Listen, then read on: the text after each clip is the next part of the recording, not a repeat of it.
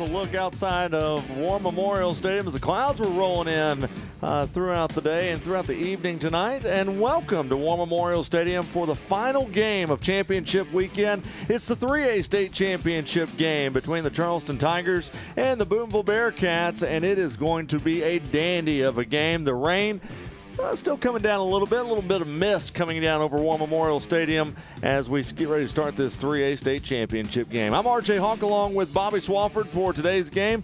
Madison Fitzpatrick's down on the sideline for all the action. And Bobby, boy, if you think about rivalries in the state, you've got Benton and Bryant, both the Texarkana schools, but when you look at the northern part of the state, this is one of the biggest. When you go to the Fort Smith River Valley, you automatically think, okay, who are the big-time football programs? Well, you automatically got to start with Charleston and Booneville. 18 combined state championship appearances, 9 titles. We'll talk about the tradition-rich programs that they have, but 16 miles that separate these two teams. There's a lot of familiarity, but mainly more importantly, there's a lot of familiarity with their programs playing in the stadium, and they're used to winning championships. Yeah, both these teams are tradition-rich when it comes to state championships, and really two contrasting teams when it comes to these offenses. You've got one team in Booneville who just really likes to pound it at you. Charleston, on the other hand, they like to throw it around a little bit. Oh, if you looked at Booneville and you didn't know what year it was, you might think it was the 1950s because they're going to run the flex bone at you. They've thrown the football 27 times all season.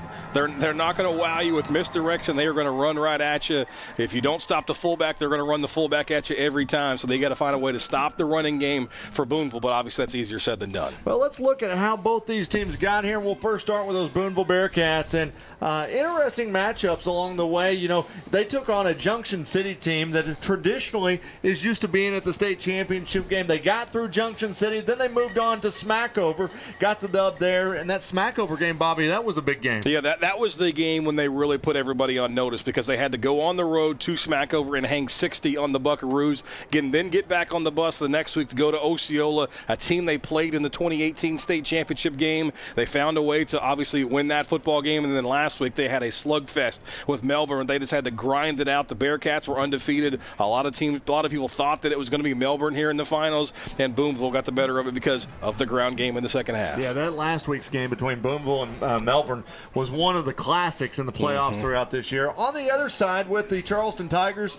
they had Girton in that first round and then got through that one pretty easily, moved on, Bobby, and that center point game was really a game for Charleston to show their will. What Charleston's done in these playoffs is amazing. They've given up 12 points defensively, 2 shutouts in 2 games when they gave up 6 points. And they all have in common Girton, center point. You got talking about Newport and then Rising in the semifinals. Those are all teams that run the football. So they have seen an attack very similar to what Booneville's got. Charleston's defense is, I used that term last week when we were talking about Bryant, borderline elite. Charleston's defense, they're outstanding. Yeah, it's going to be fun to watch. We'll check in with Madison Fitzpatrick when we come back. Also look at some players to watch in this one as you're watching the Centennial Bank State Football Championships on Arkansas PBS Sports. I think sports are really big to a lot of people, and because it's an important part of our fabric in our community. And the one good thing about what I've seen is it's high-quality production. You think of the small communities all over Arkansas. It's a big deal that they can turn on the TV or DVR or whatever and know they're going to get a quality product. And so I think it just expands the focus of what PBS is doing. Arkansas PBS is doing a great job, and I think it's part of education.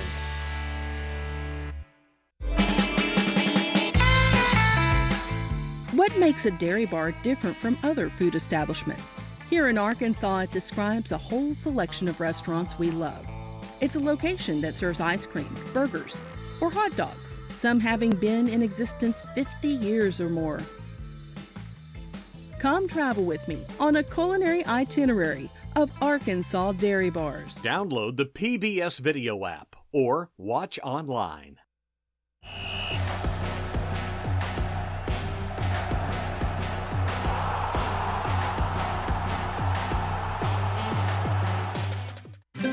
Stream the best of PBS on any device with the PBS Video app. All your favorite drama, history, science, news, and documentaries, all in one place. Watch your PBS station live or catch up on the shows you missed. Support your PBS station and you can get Passport, giving you full seasons, early releases, special collections, and more. Download the PBS Video app or watch online. Back here at War Memorial Stadium, Charleston, Booneville in the 3A state title game. I'm R.J. Hawk along with Bobby Swafford. Madison Fitzpatrick is down on the sidelines for today's contest. And Bobby, we've talked so much about both these teams. Now it's time to look at the players to watch in this one. And let's first start with the Booneville Bearcats. And things run through Dax Goff. Yeah, he's a load. He's going to be one of those flex backs or the wing back, if you will. But get these numbers: 2,243 rushing yards this year, 27 touchdowns. Did not play in the regular season contest against Charleston, so this is going to be the Tigers' first look at the big wing back. But you go the other side, of course, you got to start with the quarterback. Yeah, Brandon Scott has thrown for over 2,500 yards, 29 touchdowns, only 4 interceptions this year. He can also run it a little bit, Bobby. 742 yards rushing. Yeah, and add 12 more touchdowns to that. So it's not just, okay, we got to make him run the football, because he can beat you in both ways. Obviously, Charleston's offense, they've scored a lot of points, but they rely on their defense. And you mentioned the 4 interceptions. He doesn't turn the football over. Yeah, you're exactly right. Hey, let's head down to the sidelines to join our third member of this broadcast team. Madison Fitzpatrick is down there. Madison, both these teams have been here. They've won state championships. They are very, very much similar. Oh yeah, 100%. And the theme of tonight is definitely rivalry. These two teams are 16 miles apart, and there's a lot of interconnected stories here, so see if you can follow me on this one. We've got Booneville head coach Doc Crowley's sister works at Charleston, and so do both of his parents. Charleston head coach Ricky May coached at Booneville for many years. His wife is the head cheer coach at Booneville, and Booneville running back Dax Goff goes to Charleston's head coach's church. So if that doesn't just amp up the intensity of the game, I don't really know what does. Yeah, no, you're exactly right, Madison. Thank you so much. We'll check in with you throughout the ball game.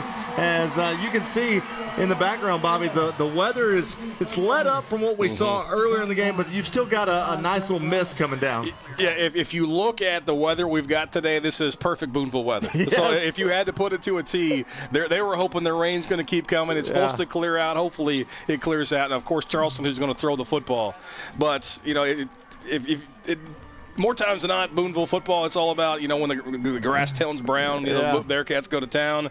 It's not a perfect weather day as we're starting to kick off, about 8:30. Yeah. But we've slugged it through the day to this point. 51 degrees is what we're going to start with, a temperature with a 5-mile-an-hour wind. Light rain. The wind chill, though, with that rain, is going to make it about 48 degrees. And you can see on that shot, it looks like an absolutely gorgeous day at the stadium. But if you take a look at the lights, that's where you just have to look at everything. Yeah. That's where you can see the mist coming down here at War Memorial Stadium as both teams are getting ready to make their way onto the playing surface. Now, Bobby, Charleston comes in 13-1. Their lone loss this year were to the Nashville Scrappers. Yeah, they lost back in the non-conference, but their defense has figured it out. 12 points allowed in the playoffs in their 4 contests. 12 points allowed their 6 total games. The defense is completely locked in, and that's going to be big, slowing down this Booneville rushing attack. As for Booneville, they're 12-2 on the year. One of those losses was to this Charleston team, but we want to mention that there was a lot of starters missing in that game. Yeah, there's a reason that we haven't talked about the fact that these two teams met in the regular season. They play in the same conference. Charleston, the 1 seed from that league,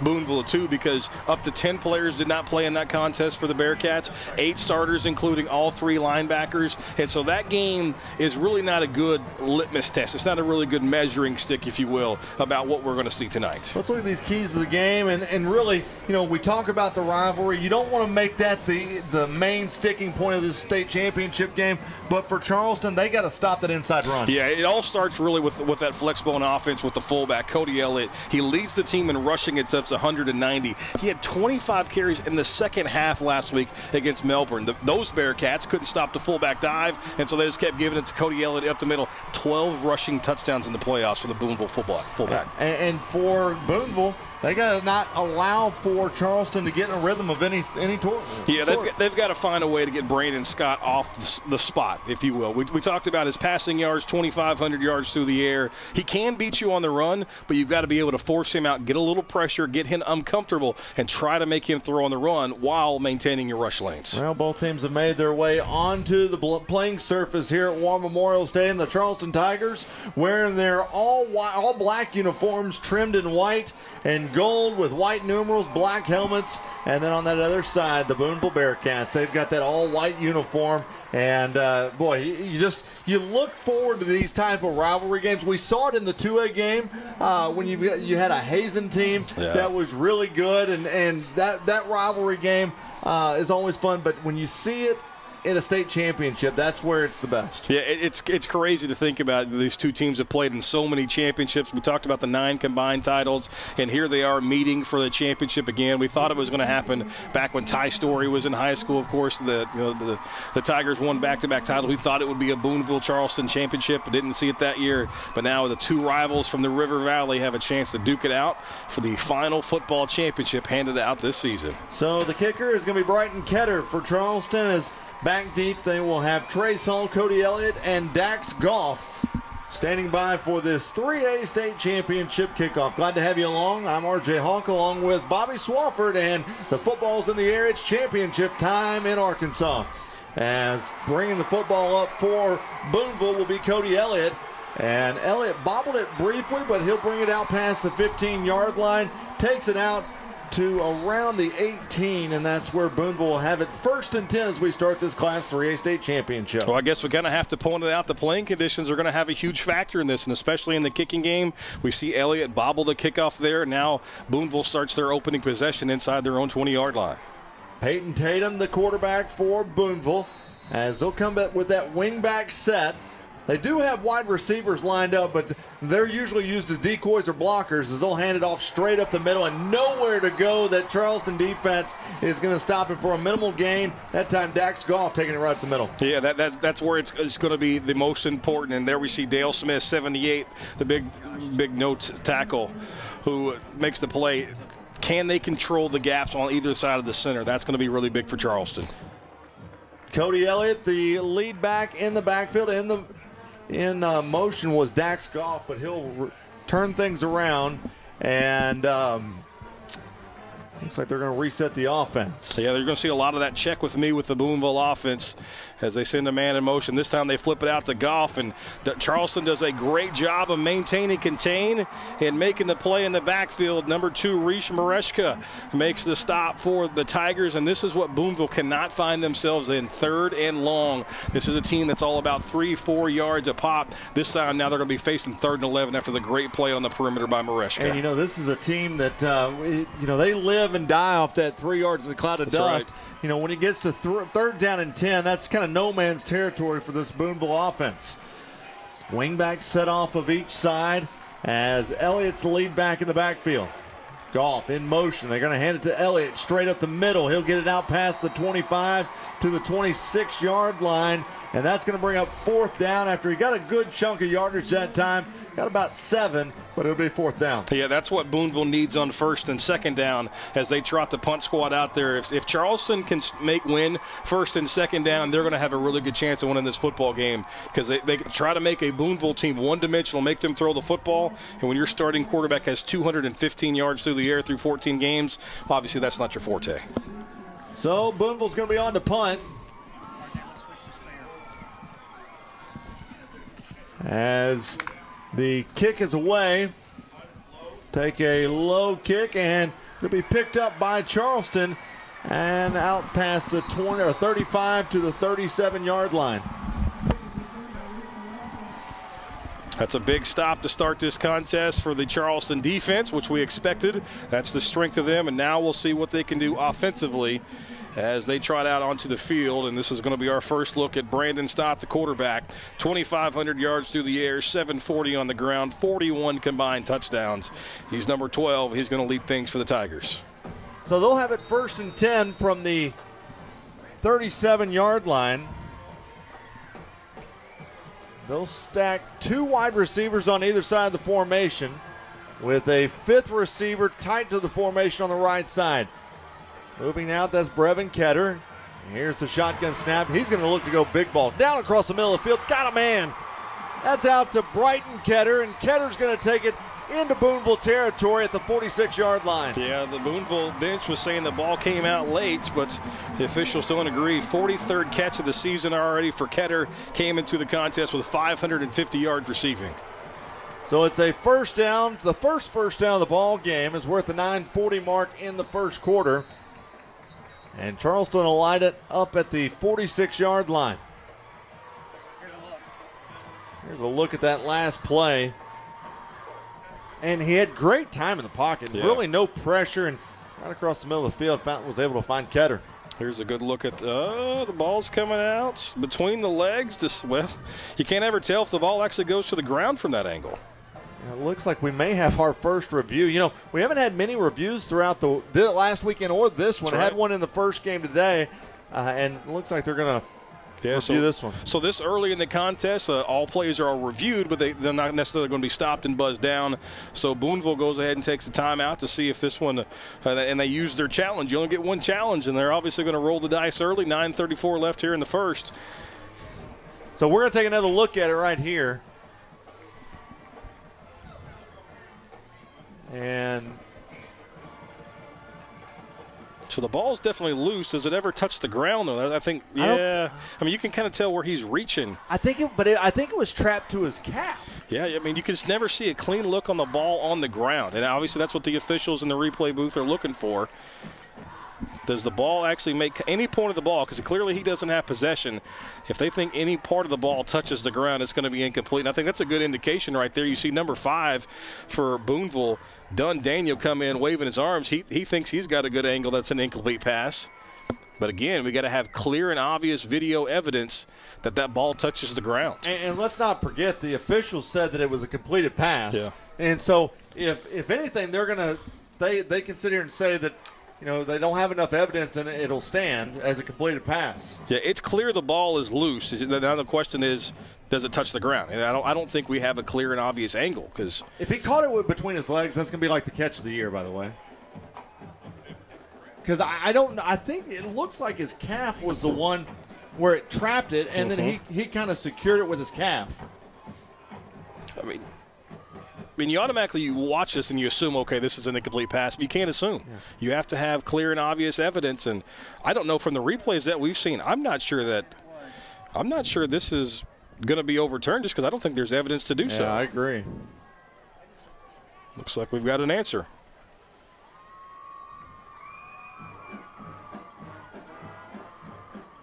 Well, they're going to say incomplete.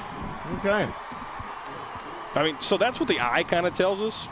Yeah, from the angles that we saw there. Yeah. But, I mean, I don't think anybody's going to argue that, hey, that probably was an incomplete pass. Bobby, does the video replay room have different camera looks than what we're seeing No, here? so they're seeing everything that we see. Okay. And so they're using the same cameras. They've got the technology that we've got, and so pretty much what we saw is what they went off of, and I don't think anybody's going to argue with the fact that was ruled incomplete, even though it doesn't 1,000% see the ball touch the ground. Yeah, okay.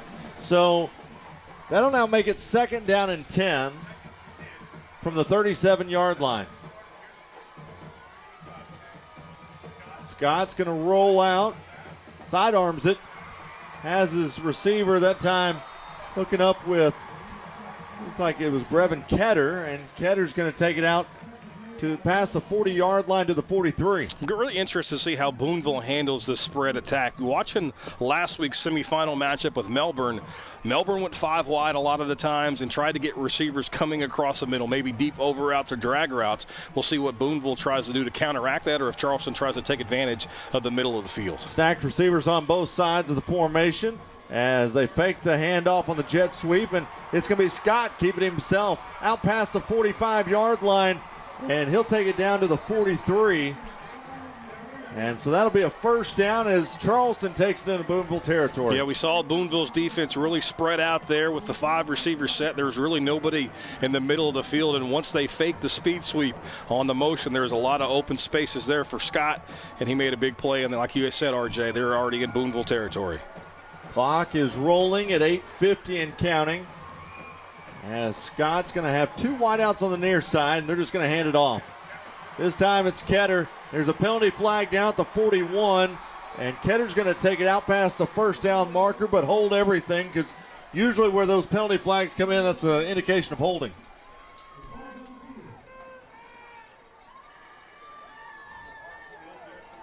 Holding is the initial call, so that's going to march the Tigers back.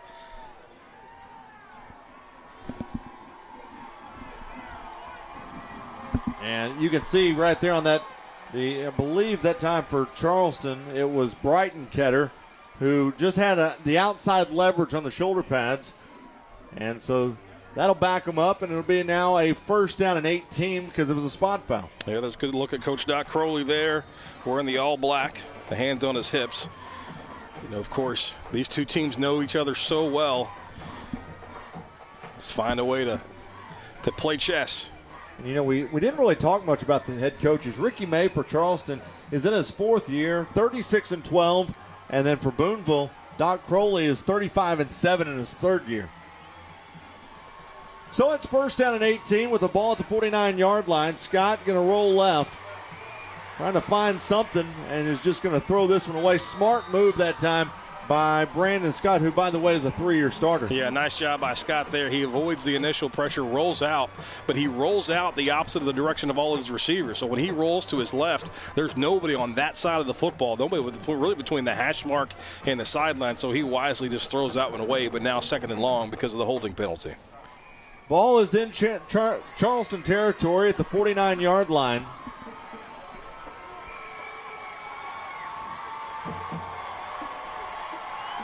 Second down and 18.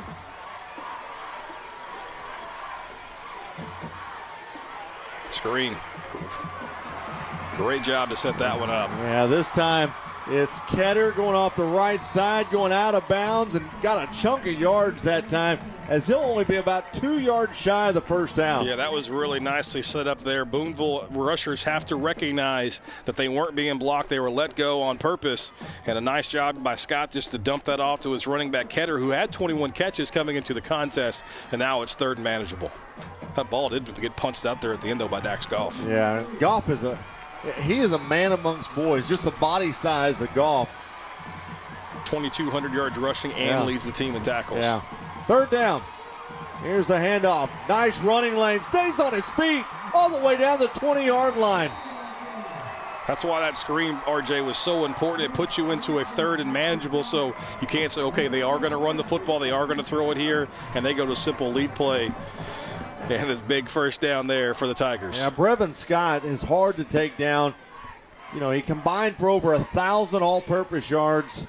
And you can see why right there, just a very slick to get through, and the spin move at the very end just to get that extra 3 or 4 yards was big.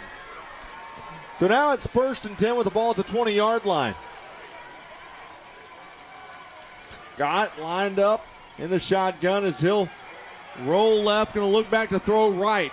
Looking for his running back, and it's incomplete. Nice coverage that time by Brooks Herrera. It's a great job, RJ, closing by Herrera. He was beaten initially. If Scott lets that go as soon as he gets the snap, that's likely a touchdown. But nice closing speed there. Ball a little bit underthrown. Not only does he break up the pass, but he doesn't get there too early and initiate contact. That's a long throw as well, because he went to that far hash mark and had to throw all the way back across the field. So now it's 2nd down and 10. And I hand it off. Spin move at the line of scrimmage, and stumbling was Ketter as he'll take it past the 15 down to the 14-yard line. I think Charleston's getting the look that they want from Booneville's defense. They're spreading them out with the 3 or 4, maybe even 5 receiver sets. We're seeing 3 down linemen and 1, maybe 2 linebackers. It's a really light box, maybe only 5 inside the tackle box there, and you can see the hole. I mean, that's 4 or 5 guaranteed yards every time. Goff misses the initial tackle, and now it's 3rd and medium. Clock rolls at 6:50 and counting, as Charleston's going to line 3 receivers up on that left side. He's got Ketter to the left of Scott, now moves him to the right side. Here's a toss inside. And right at the 10-yard line, being stood up, was Brighton Ketter. And Ketter takes it down to the 11. It's a 3-yard gain. Yeah, it's going to be really close to the first down marker, but that was a big-time stick right at the chains. So it's 4th down and 4, and it looks like the kicking unit's on for Charleston, or they went with their bigger package. That's what it is. Tight formation. Going quarterback sneak, and it's a rugby play at the line of scrimmage. Don't think he got there. And they're marking him at the 11. Yep. That was a great job to get that initial push by the Booneville defense, and I don't think they got there, RJ. I think this is going to be a turnover on downs. And it looks like there is an injured Charleston player down on the field. That looks to be Brady Clayton, the senior. And you know, I described it as a rugby play because, you know, in rugby, those guys all get right there together. And, you know, with the quarterback sneak that's been enhanced these days, it almost seems like it's just a bulldozer of the offense trying to and Charleston did a good, or excuse me, Booneville did a good job getting lower and not allowing for that extra push. Yeah, more so it's a scrum is all it is. And a lot of times you'll see the running backs get behind the quarterback and try to push him forward. But we haven't seen a call, whether it's a first down. We haven't got a measurement yet. Obviously, the main concern is the health of Clayton. But you can see, I mean, they didn't have far to go, but they might have even gone backwards.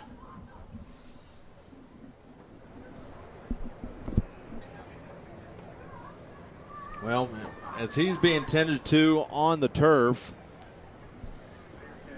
let's go ahead and take a break. And while they're getting with him, and we'll take a quick break and then come back. You're watching the Centennial Bank State Football Championships in Arkansas PBS Sports.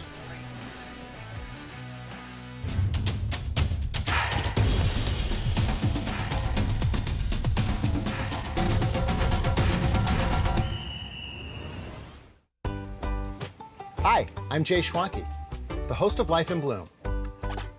I want to thank viewers like you who make CREATE possible. Your gift goes a long way in keeping public television channels, including CREATE, on the air. Nailed it. Perfect. And if you're not a member, please consider supporting your local public television station today. That's it? That's it. Easy. Easy peasy. Thanks for watching.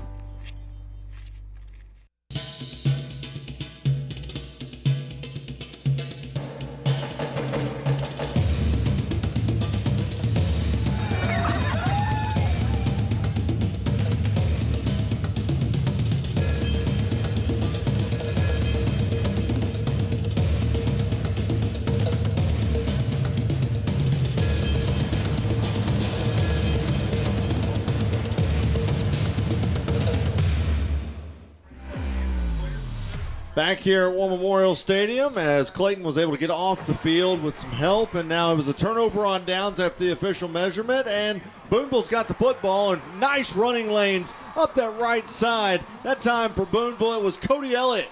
That's where the offense starts, RJ, right up the middle with 32 on the fullback. You got to stop him on the midline, and that time Charleston lets him squirt free, easy 9 yards, and now that entire playbook, because once you start biting down, that's when they flip it out to Goff. So it's now 2nd down and 1 with the ball at the 20-yard line. Wingbacks off either side. Goff goes in motion. They hand it to Elliott straight ahead, and Elliott's going to get the first down and a couple more. You see what Charleston's defensive line did there? As soon as Goff goes in motion, they kind of shift over all at the same time, trying to change the eye level, change the gap responsibilities of those offensive linemen. They were able to shut down Elliott for a short game, but still enough to move the sticks. So now that's the first down for Booneville of the ball game. And it's 1st and 10 with the ball at the 23-yard line. Clock rolls at 5:20 and counting left here in the first quarter. We've only seen them try to get the ball to Goff one time, and Booneville is patient enough. They're not going to force it to their 2,000-yard rusher. If it's not there, they're not going to try to get greedy. Now here's an end-around play. They give it off to Trace Hall, and Hall gets past the 30-yard line and down to the 31. Nice gainer that time as he's able to pick up 8 yards on the play. You know, Hall's the one player that we haven't really brought up in this conversation. All he's done this year is run for 1,300 yards and 19 touchdowns. They can get you from every angle. Pretty nice to have 3 running backs over 1,000 yards. So it's now 2nd down and 2 with the ball at the 31.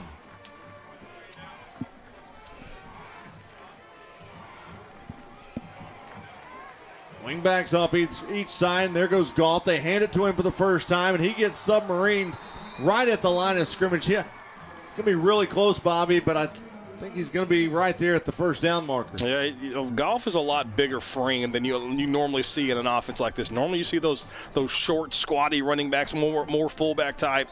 But golf's got some length to him, got some size. Took a visit to Kansas State, so he's getting some big-time looks as far as the next level. But looks like the Bearcat offense is marching the wrong direction. Yeah, there was a penalty flag down. Oh, no, now they're going to measure. Excuse me.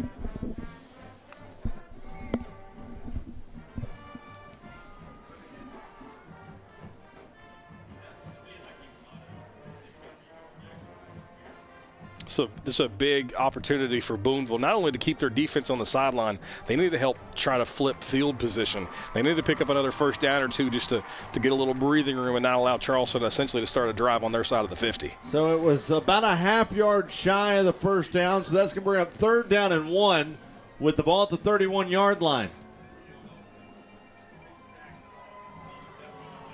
More than 5,000 rushing yards on the season for this Bearcat squad, and they've got a chance, we might talk about it in the second half, to become the state's all-time leader as far as the team rushing yards in the season. Tight formation go the Bearcats.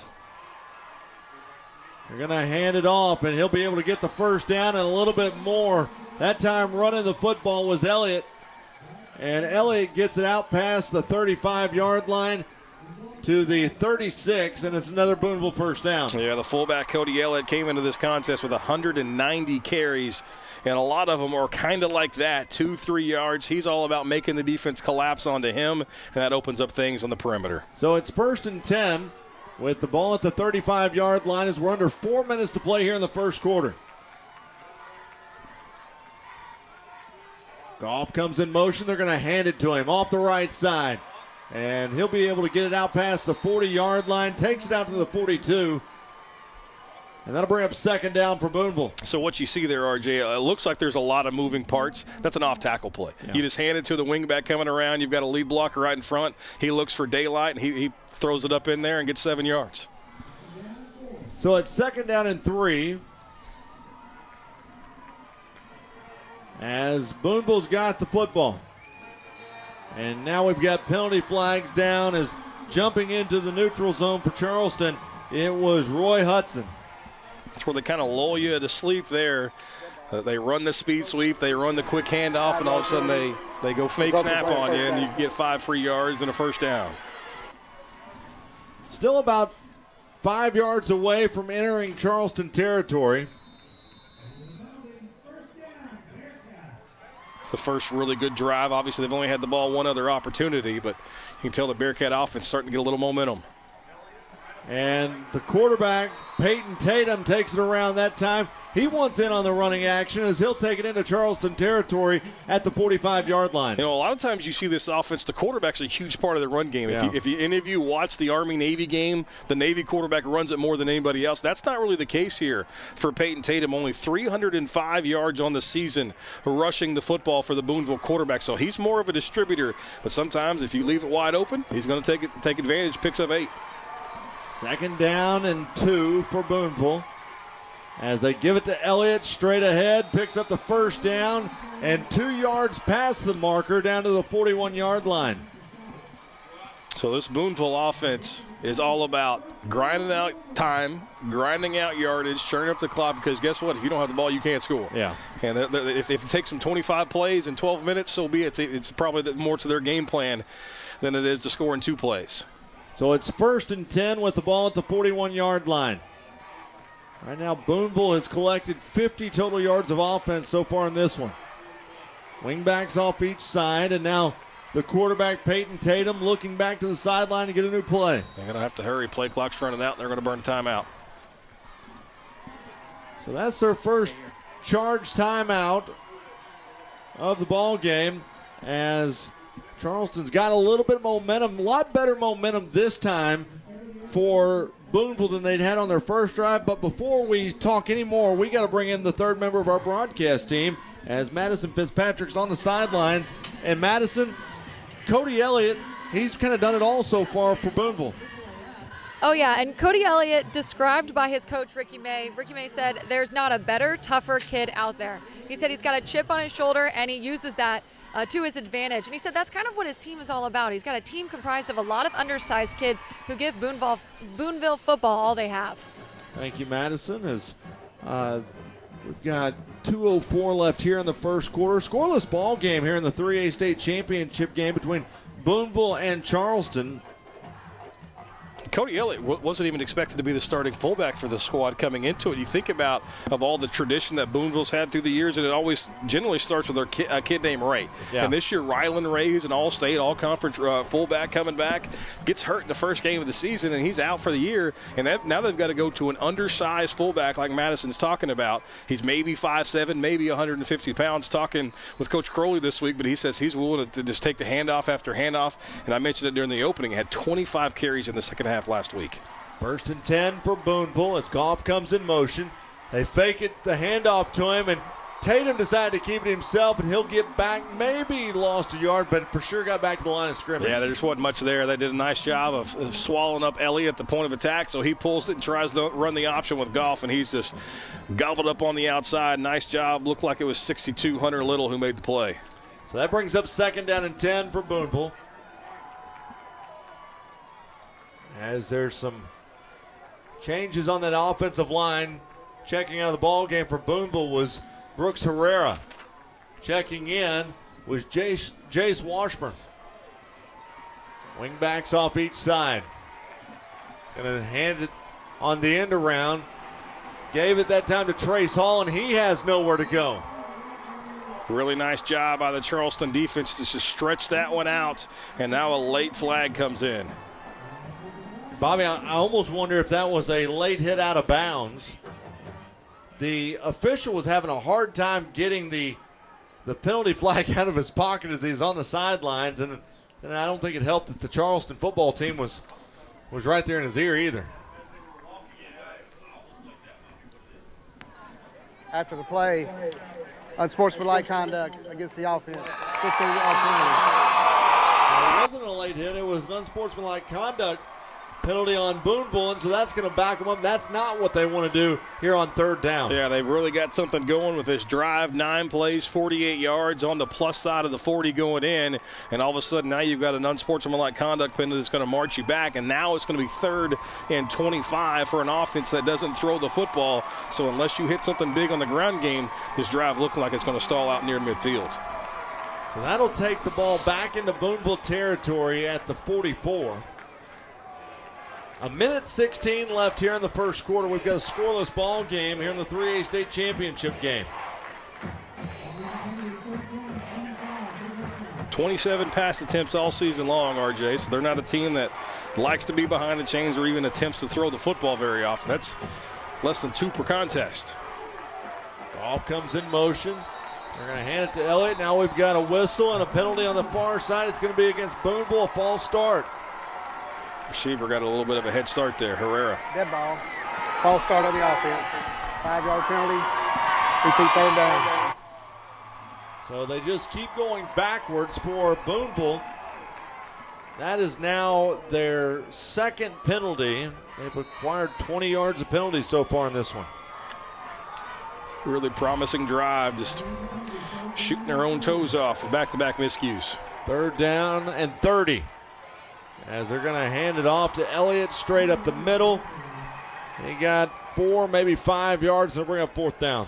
An offense like that can withstand a holding call here, a false start there, but when it's 3rd down, you can't give up 20 yards in penalties and expect to be successful, and has the punt train back out there for the 2nd time. On to kick for Booneville is going to be Dax Goff. And for Charleston, back deep, they'll have Bryson Kendricks.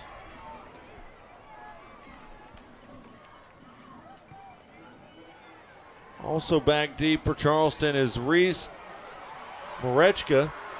And Marechka's going to take it off the right side. There is a penalty flag down, but he's got a running lane out past the 40-yard line, and he'll go out of bounds.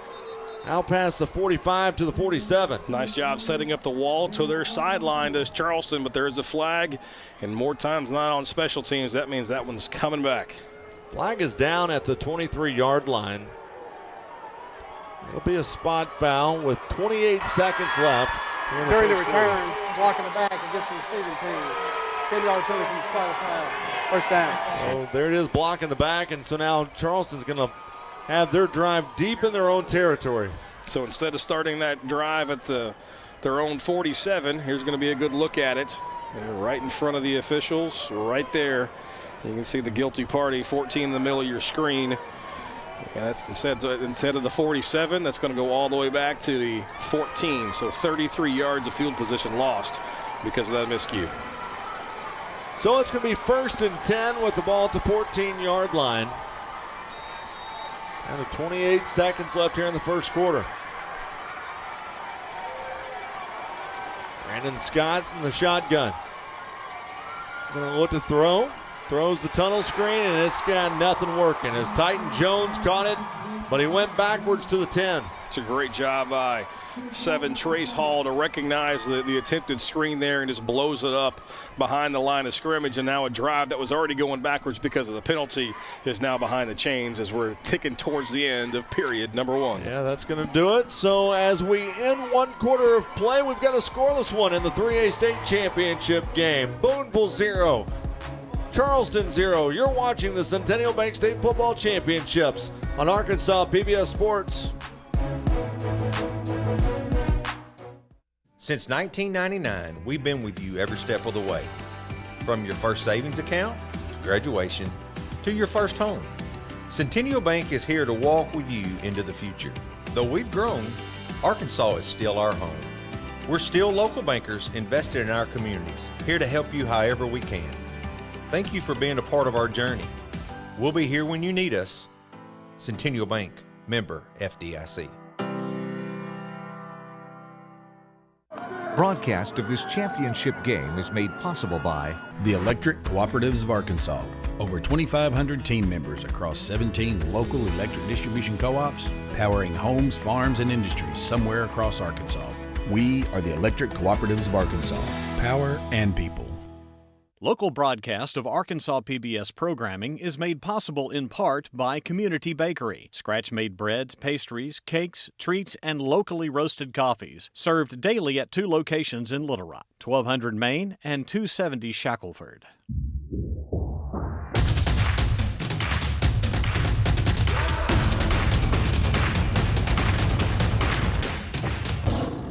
Medisafe Pharmacies is a proud supporter of Arkansas PBS Sports and the Arkansas State High School Football Championships, serving Fort Smith, Charleston, and all surrounding areas. Located at 1910 South 0 Street, Suite A, and 8820 Rogers Avenue in Fort Smith, and 621 East Main Street in Charleston. For more information, visit Medisave.com. Well, for all the viewers tuning in right now and you see a football field on the screen, well, don't be alarmed. The season premiere of Broadchurch, the season 3 premiere, will air immediately following the completion of this football broadcast. So make sure you stay with us after this 3A state championship game, as Broadchurch will air right after the game. And don't forget, it's the season 3 premiere. I hear that it's going to be a great episode, and you don't want to miss it tonight after the football game. So Charleston's got it 1st and 10 from the 10-yard line, as they're going to hand it straight up the middle, and nice running lanes out past the 15-yard line. And it gives Charleston some breathing room as they get out past the 15 to the 17-yard line. It's almost like a chess match with what Booneville's doing defensively. They're almost daring Charleston, hey, we want you to run the football, and Charleston trying to talk themselves into running the football, because obviously they're a spread team. They want to throw it out there, but when you only got 3 or 4 down linemen, it's really hard not to try to just jam it up there in the middle and pick up 7-8 yards, and if you break a tackle, maybe you break a big one.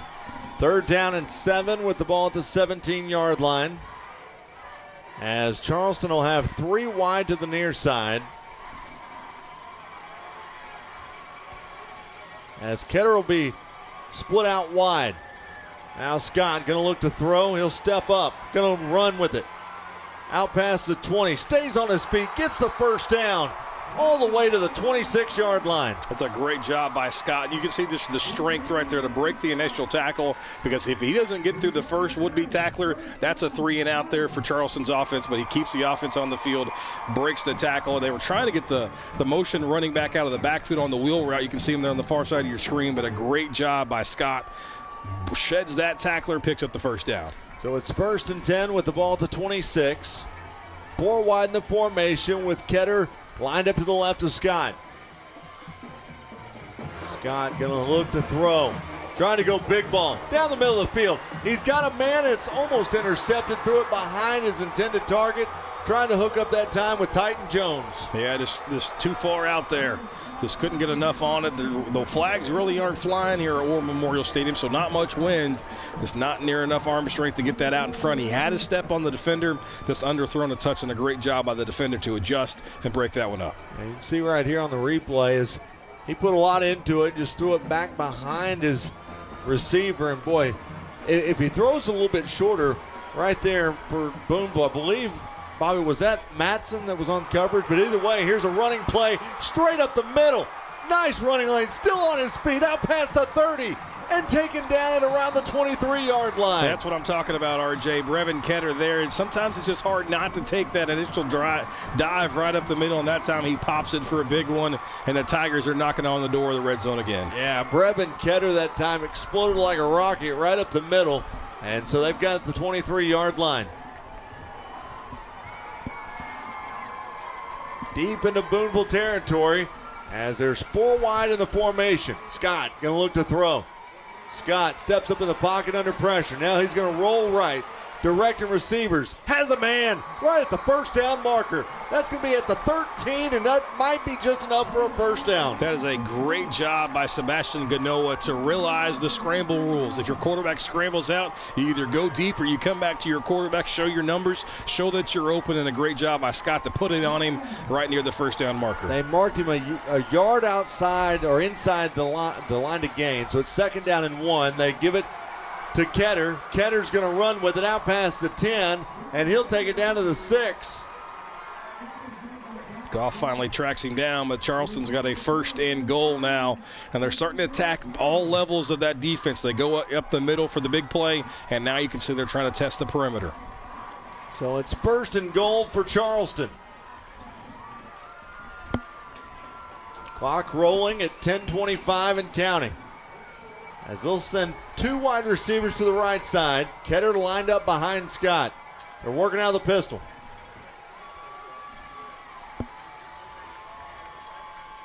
Gonna hand it to Ketter, straight up the middle. He walks the dog in the end zone. Bounced off a couple players, and it's in for the first score of the ball game. When you get that look, it'd be really hard for me not to audible to something right up the middle. Just 3 down linemen, a couple linebackers in the box. You can tell Booneville's daring them to run the football, and until they prove that they're going to stop you on a consistent basis, I would just keep handing it off to number 4 because it's working right now. Certainly worked on that drive. 10:08 to play here in the first half as Charleston strikes first 6-0 over Booneville. We will take a break. And on to attempt the point after is going to be Brighton Ketter. The kick is up, plenty of leg, and it's good. And with 10:08 to play here in the second quarter, Charleston leads it 7-0. You're watching the Centennial Bank State Football Championships on Arkansas PBS Sports. Coming up at the half, we show you a heartwarming story about maybe the greatest fan in all of Arkansas. Student All-Stars from all the high school classifications. And we'll have a look at a former NFL player coming back to coach in the Delta. It's all coming up on the halftime show. See you then. For every moment, for every memory, from that first car to your first home to your first child, and all the highs and lows that tomorrow might bring. For everything that matters most to you and your family, there's someone right around the corner dedicated to helping you protect what you love. Your local Farm Bureau insurance agent. Farm Bureau Insurance. Real service, real people.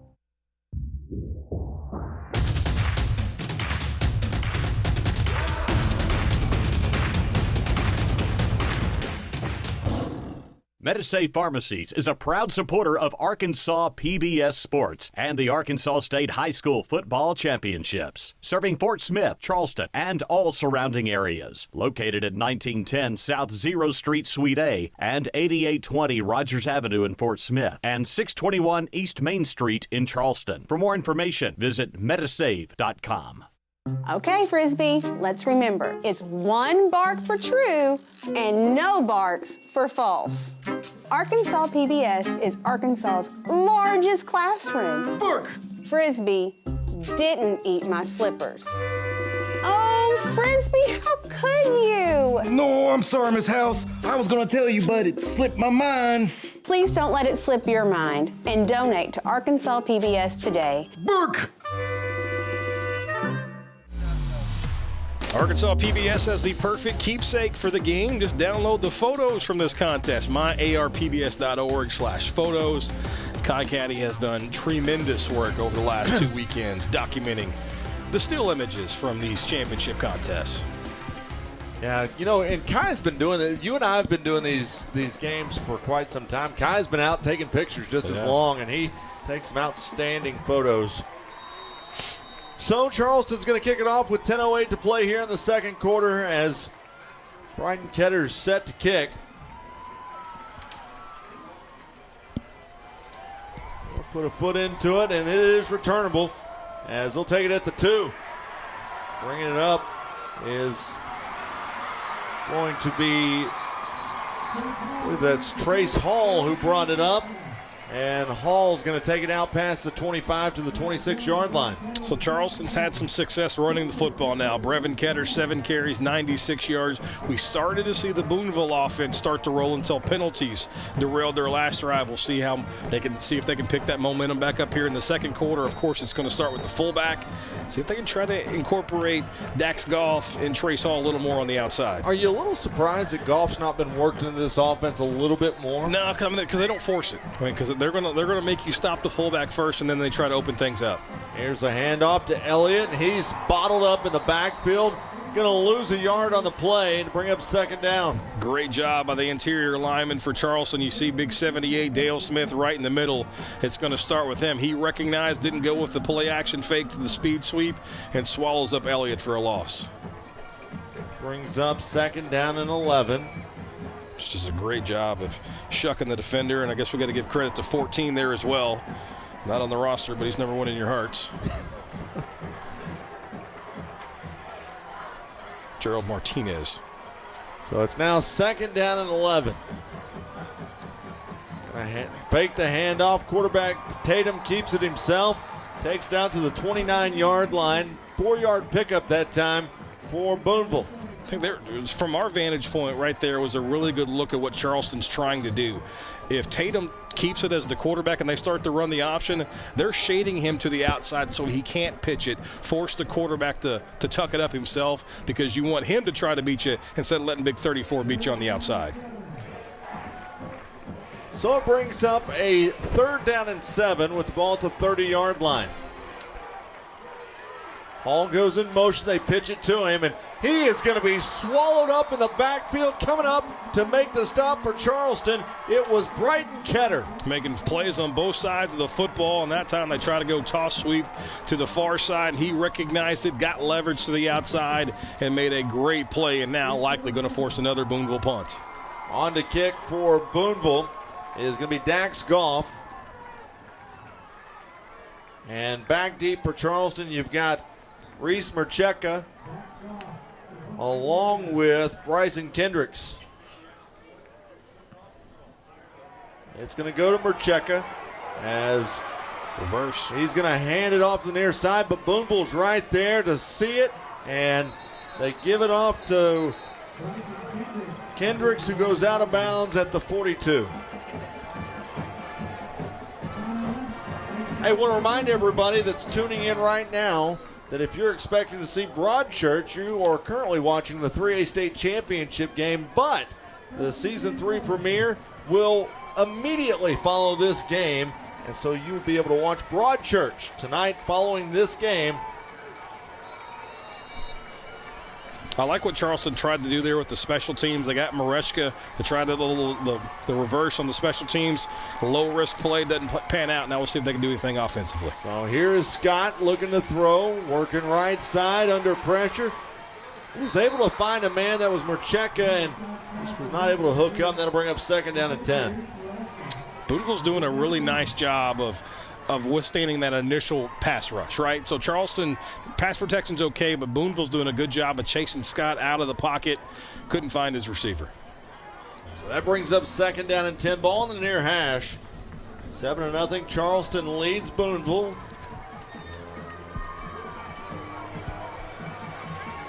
As they'll send 2 wide receivers to the far side, working out the pistol with Ketter in the backfield. Gonna hand it to Ketter. Ketter gets it out to the 45-yard line. It'll pick up about 3 yards on the play to bring up 3rd down and 7. This is a really important play here for Booneville's defense. You've been on the field. Charleston's had some success, especially running the football. Now you got them in an obvious passing situation. See if you can get yourself off the field.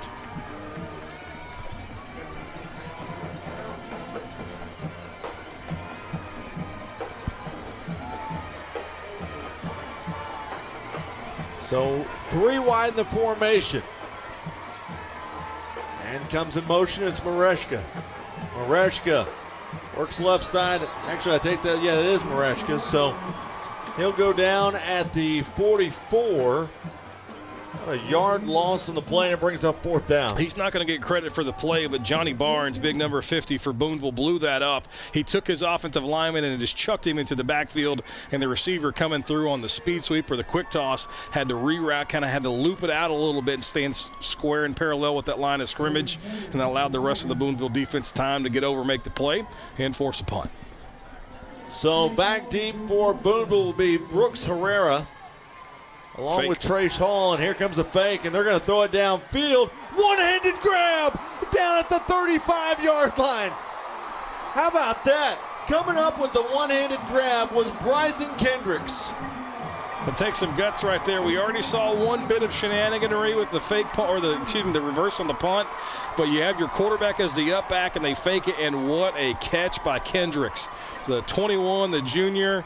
It doesn't get any better than that at the biggest stage of his career. Yeah, big-time play, and it's now 1st and 10.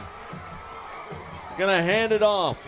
Ketter, and he'll be swallowed down at the 35. 1-yard gain. Great job by Goff there to get over the block and make the play for a minimal gain, but that's a huge momentum swing, RJ. Booneville's defense thinks they got to stop. They're going to get the football back, and just what a catch. I don't know if we got any other angles of that one, but that one's going to be on the highlight reel for Bryson Kendricks. 2nd down and 9. Clock rolls at 6:25 and counting. 4 wide in the formation as Ketter lines up behind Scott in the pistol.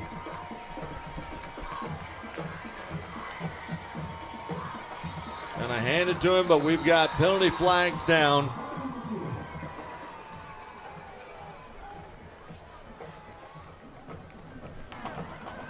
Dead ball foul. Encroachment. Light. It's going to be on Booneville. Second down. Hey, let's take another look at that catch on the fake punt.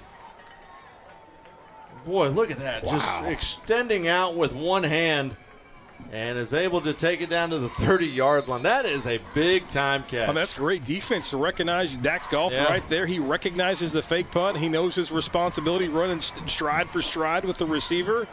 I guess there's just no defense for a perfect. You throw a paw out there. Of course, these gloves are pretty much like legal stick 'em these days. But we're going to say that's a great catch and not just the contraptions on his hands. 5 wide receivers in the formation as Scott going to look to throw again. Has a man inside the 25 as he takes it down to the 22-yard line.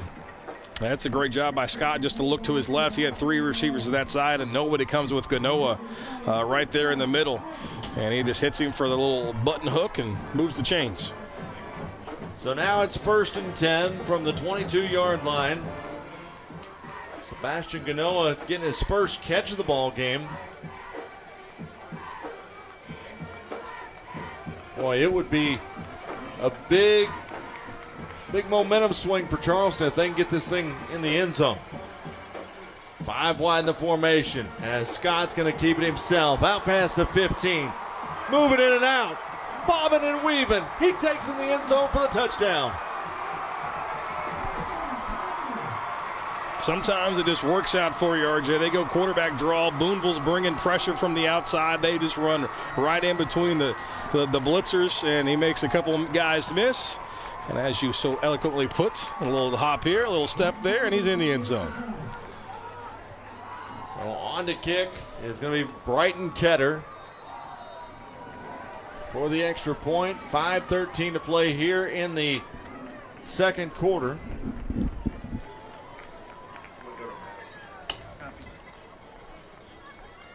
As the kick is up, and it doinks off the top of the upright, but goes in, and it's now 14. Usually when it doinks off the top, it kicks back, but that one went through. Hey, when it's working, it's working, and Charleston's got a 14-0 lead.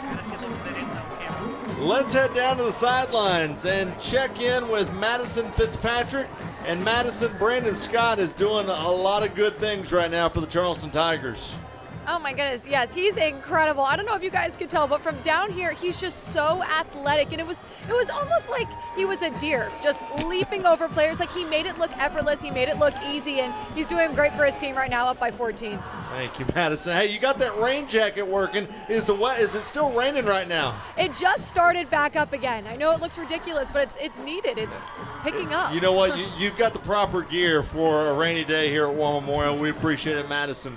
As Charleston takes it 14-0 right now here in the second quarter of the 3A state championship game. And Bobby, really, I mean, it all comes down. Booneville's had their chances. They've had momentum. They've had drives, but between penalties and negative plays, it's kind of killed their drives. Well, and it's been the ground game. We've talked about, hey, force Charleston to run the football. The Tigers are taking advantage of it. You look at it, 147 yards on 14 carries. I'm the math major. That's 10.5 yards per carry.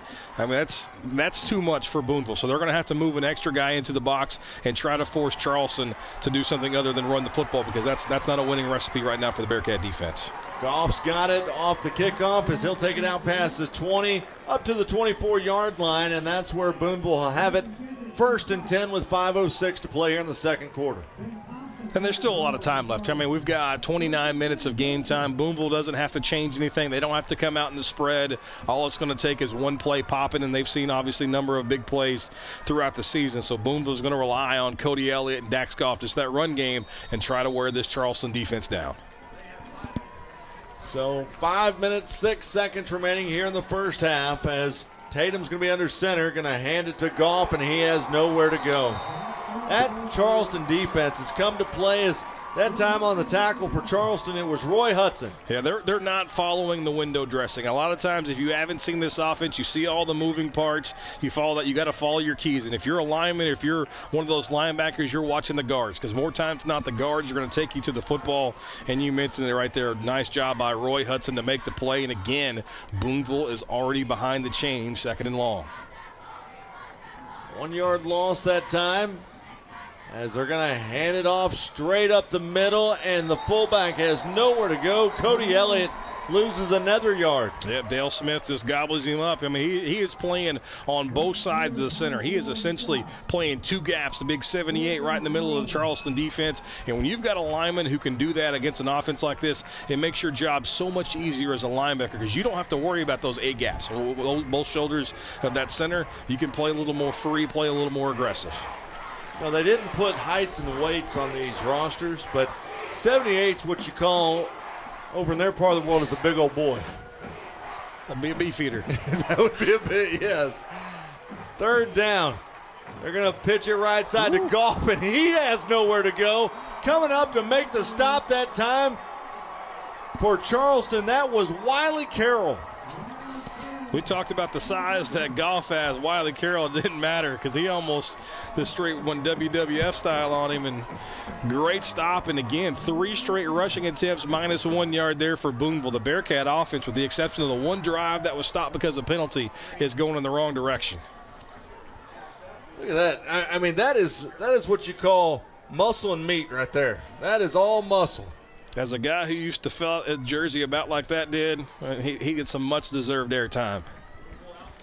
So out to punt. Here's Goff, as he'll put it over to the left side. And bobbling at that time, Mareshka. Mareshka lost the handle on it, and it was recovered back all the way at the 40-yard line by Kendricks.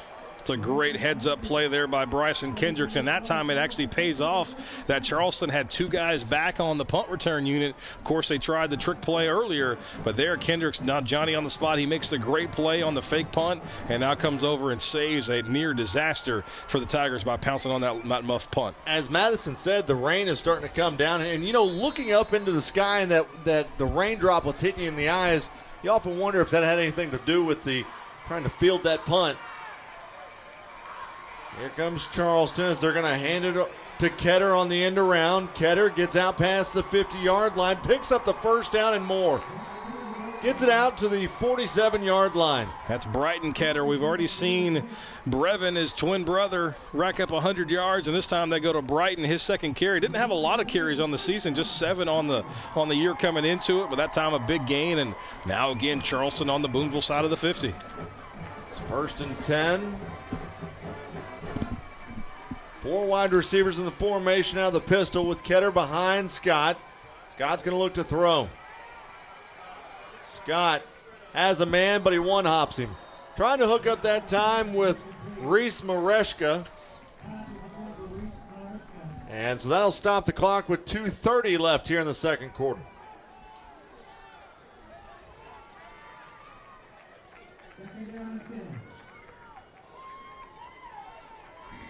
You can kind of see the route concept there for Charleston. They were trying those over routes, or those little deeper crossing routes that Melbourne had a lot of success with against Booneville that time, but nice job by the Bearcat defense to thwart that one. 4 wide in the formation. 4-man front goes Booneville. As Scott's going to keep himself straight up the middle. And he's able to get about 3 yards on the play to bring up 3rd down. I think we've already seen that Charleston's not afraid to roll the dice in this one, so you might call this 4-down territory and 3rd and call it 7, maybe a long 6. But you're on the plus side of the 50. You've got a 14-0 lead. Clock starting to wind down. Maybe you take the risk if you don't pick up the first down here on 3rd. Down to 2 minutes to play here in the second quarter. Charleston leads Booneville 14-0. As Scott will have 4 wide receivers, he's going to look to throw. Works it back left side. He gets it out past the 40-yard line. That time hooking up with his running back / wide receiver. That's Brighton Ketter. And it'll be short of the first down to bring up a 4th down. Yeah, looking at about 4th and 3.5, RJ, but no hesitation there. The Charleston offense stays on the field. They're quickly on the football. He gets out of bounds at the 39. It's 4th down and 2 from the 39.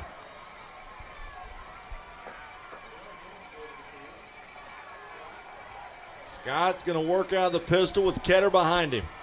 And look back to that Charleston sideline to get the play. Play clock down to 5. I think they're going to have to burn the timeout.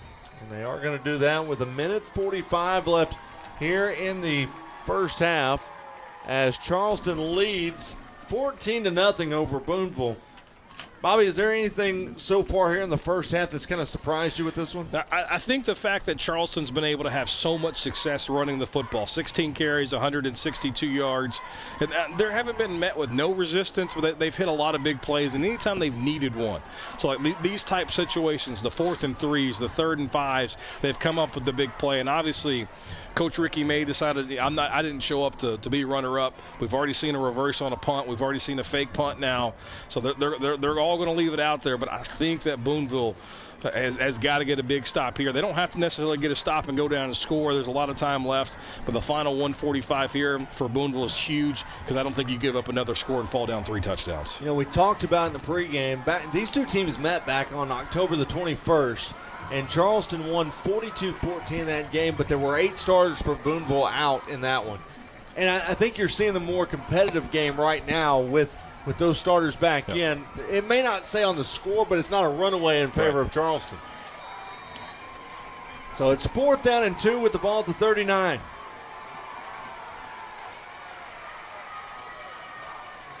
Scott will bring Mareshka in motion. Now he'll keep it. Works around the right side. Spin move gets him the first down. He was back behind the chains, got that spin move, and it got it down to the 36-yard line. Yeah, there's a lot of pre-snap motion there on both sides of the center. Talking about receivers, and all it was a quarterback sweep. You get a couple receivers out, you got your running back to lead the way, and they get just enough to move the chains. And again, Charleston does just enough on the ground to keep their offense on the field. So a new set of downs for Charleston as the clock rolls at 1:35. 4 wide in the formation. Scott going to look to throw again. Has a man out at the 30. That's Ketter once again. And he'll be knocked out of bounds at the 29. Just a simple, quick out route there, 6-7 yards. Put your foot in the ground. A nice delivered throw by Scott. And Charleston's in front of the chains. You know, Bryton Ketter came in the game, 42 receptions for 552 yards with 9 touchdowns this year. So it's 2nd down and 3 from the 29. 4 wideouts in the formation as Ketter's going to line up to the right of Brandon Scott. Scott's going to look to throw. Now rolls right side under pressure. Looking to throw and just going to throw it away. Really good decision making by Scott. He doesn't try to force it. He doesn't hold the ball too long. He understands when the pocket's starting to break down, and that's the second time we've seen him on the far sideline, the Booneville sideline, to smartly throw it away and live to fight another down. So that brings up 3rd down and 3 as the clock stops at 1:16.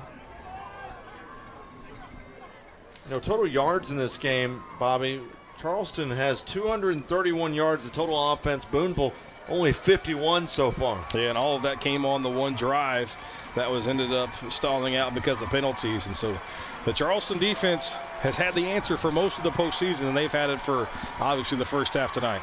3rd down. This time goes over to Ketter. Ketter stays on his feet out past the 20, and he picks up another 1st down. They're doing just enough, and that time they get outside leverage. RJ, just a little quick toss out of the shotgun, and they get to the outside and try to make a play one-on-one, do enough, and now they're in the red zone again. Clock will start once they get the chain set. As it's 1st down and 10, the ball spotted at the 18-yard line. So Charleston obviously not going to get in any hurry. 2 timeouts left inside a minute. 3 receivers on the right side as Ketter will go in motion to the left. Scott's going to run it. Has a running lane out past the 5. Diving for the end zone, and he'll be down at the half-yard line. We've seen it time and time again in this first half. Booneville's in position to make a play one-on-one in the open field, and Charleston's making the play to either make that tackler miss or fall forward for an extra yard or 2. But this time Scott just leaves the defender in his dust, and now it's 1st and goal inside the 1. And now if you're Charleston, you could pretty much let this thing run down with at the half-yard line and try to punch it in. If you don't get it, you could call a timeout and try to run it again. Yeah, I would say you snap this with about 20, and they go with 24. That's it. Doesn't matter. That time Scott's going to run it in, and they're going to extend their lead to 20-0.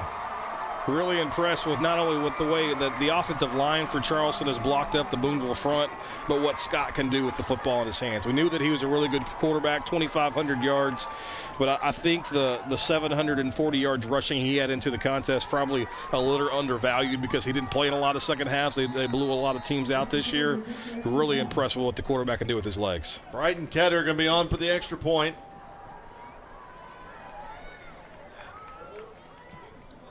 Kick is up, and it is good, and it's 21-0 with 21 seconds remaining here in the first half.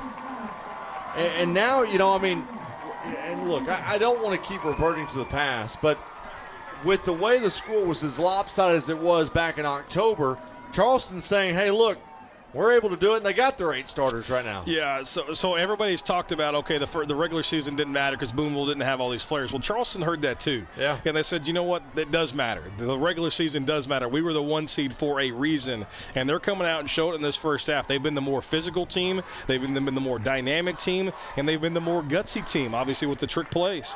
And so everything they've done, talking about Charleston, has come up roses, and that's why they've got a 21 lead as we're sitting with 21 seconds left in the first half. And not only like that, but that one-handed catch on the trick play, that was kind of a backbreaker of the first half. Yeah, because it's 7-0 at that point. Yeah. And Booneville, who had a successful drive the previous time out before the penalties, thought they're going to get the football back. Maybe we got a chance to go down and tie the game. Instead, what turns into 7-0 with you having the ball, you're down 14-0, and things are starting to snowball. Don't forget, coming up at the half, Madison Fitzpatrick going to check in with Ricky May, the head coach of the Charleston Tigers. So Brighton Ketter on to kick for Charleston. Trace Hall, Cody Elliott, and Dax Goff back deep. And it's going to be taken by Goff at the 3-yard line. Goff out past the 20, and that's where now there looks like there's going to be a... Yeah, it looks like the officials say there was a fumble, and there was. Goff fumbled it as he was going to the ground, and now Charleston with 17 seconds left, they've got the 20-yard line. That's the one thing you couldn't have happen if you're Booneville. You're already down 3 scores, trying to do too much in the return game. And the ball looks clearly out before he goes to the ground. The replay here in the stadium. And now the Tigers, again, with both timeouts, 17 seconds left, they've got a chance to add to their already 3-score advantage. Here's the replay of that as Goff had it tucked, and right there is when he lost it. Got pulled out, and Charleston jumped on it at the 20-yard line. I believe getting the fumble was Reese Mareshka. So now Scott's going to look to throw. Scott going big ball right side, has a man, touchdown. Coming up with the reception, it was Brighton Ketter. They tried to throw back earlier, and Herrera did a nice job for Booneville to close back. But that time, they roll Scott out to the left, and they don't stick with the receiver, Ketter, and he gets behind him on the throwback, and the Tigers go touchdown, turnover, touchdown, just like that. And that is a absolute backbreaker for this Booneville squad. Yeah, that takes the count to 27-0 as Ketter's going to be on for the extra point.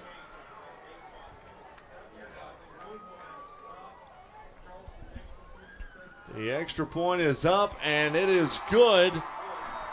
And 14 points scored within about 11 seconds. Yeah. 28 spot in the second quarter. These two, I mean, of course, the first drive for Charleston ended in a red zone stop, a 4th and down and 1 at about the 10-yard line. So Charleston hasn't been stopped, really, the entire contest. Their offense has just been moving up and down the field. 280 yards of offense, to be exact, for the Tigers.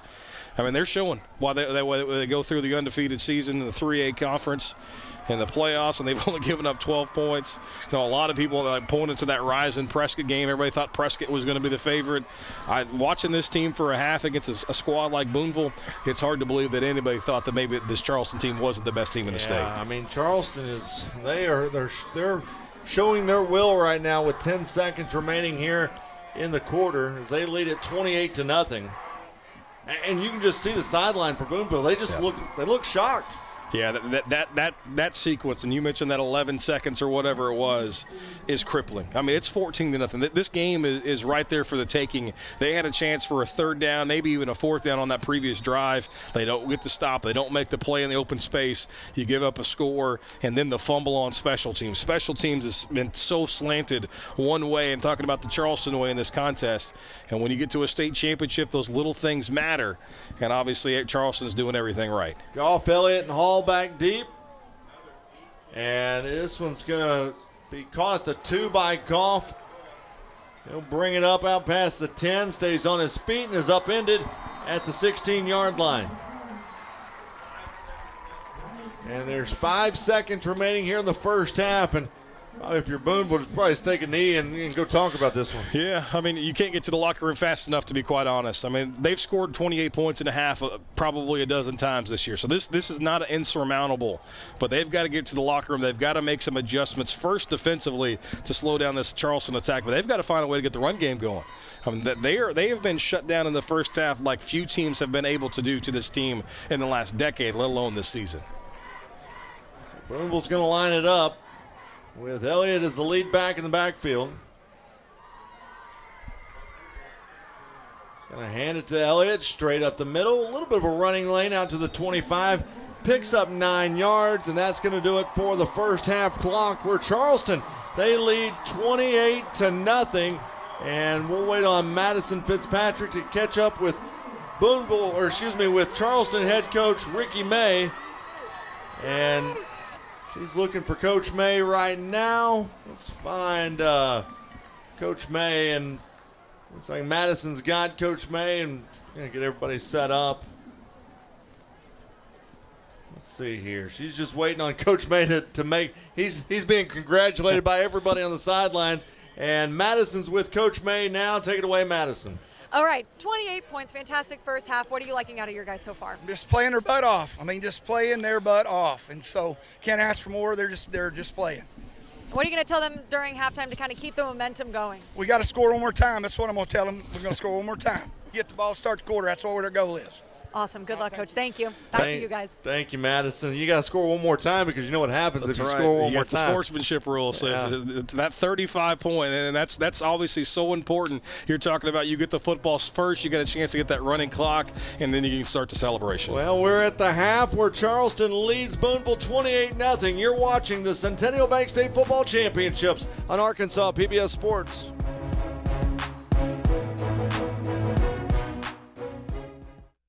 Hi, I'm Susie Everett, wishing you and your family a Merry Christmas and Happy Holiday Season. With our busy lives today, we often forget the greatest gift of Christmas. For unto you is born this day in the city of David a Savior, which is Christ the Lord. I hope all of us will take the time and share the love of Christ this season. May your holidays be filled with joy and blessings. Merry Christmas and Happy New Year from all of us at Everett. Thanks, George. Appreciate it. At Big Red Stores, we're always proud to sponsor, support, and partner up with many events and activities throughout the community. Among them, high school championships throughout the state of Arkansas. At Big Red Stores, our team members are always ready to assist you to make your visit with us a pleasant one. And at Big Red Stores, we recognize that none of our support or ability to serve the community is possible without you. That's why at Big Red Stores, you're always the MVP of the Big Red team. Big Red Stores, now more convenient than ever. The Electric Cooperatives of Arkansas. Over 2,500 team members across 17 local electric distribution co-ops, powering homes, farms, and industries somewhere across Arkansas. We are the Electric Cooperatives of Arkansas. Power and people.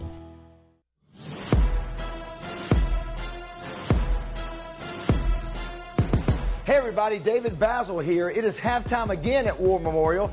That means we have a little more time to share with you some of the things we've been working on here at Arkansas PBS. Coming up, Ed Leon is going to catch you up on some of the really cool stuff going on here at Arkansas PBS. Then Ashley King is going to introduce you to some student athletes who are bringing it both on the field and in the classroom. And we'll visit with one of the coolest and nicest guys you could ever meet, superfan Kanan Sandy. But first, years ago, a young kid in the Delta went from the football field in Clarendon to the SEC and then to the NFL. Now his journey brings him back to the field where it all started, this time as a coach. Take a look.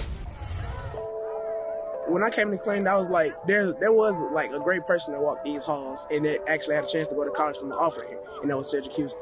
He's a legend. Best running back come out of Clarendon. That's actually what encouraged me to be a running back. It was said like he had the most rushing yards. He scored the most touchdowns.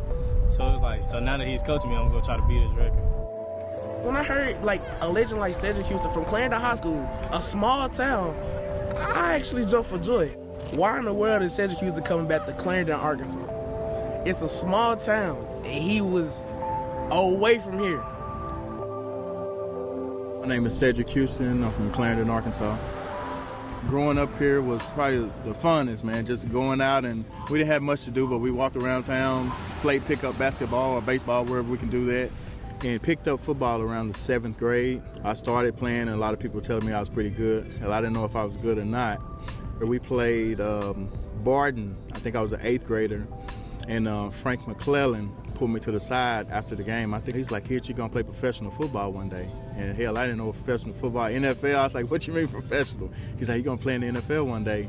So I kind of brushed it off. I was like, oh, I don't know, this old man don't know what he's talking about. And then he reminded me again my senior season when they played us. He said, you remember what I told you in 8th grade that you was gonna be playing pro ball one day? He said, you're getting a whole lot closer, aren't you? I was like, yes, sir. And we both smiled and walked off. Handoff against Cedric Houston, running left. Houston. Sophomore, junior, and senior year I started. So I started for 3 years at the University of Tennessee.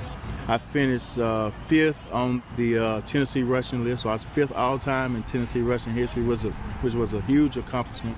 So during my senior year, I was always tired. Like after a few plays, I was like, Coach, man, I'm tired. He's like, what you tired for? You're in tip-top shape. I was like, man, I'm tired. And I mean, I didn't know what it was for or from.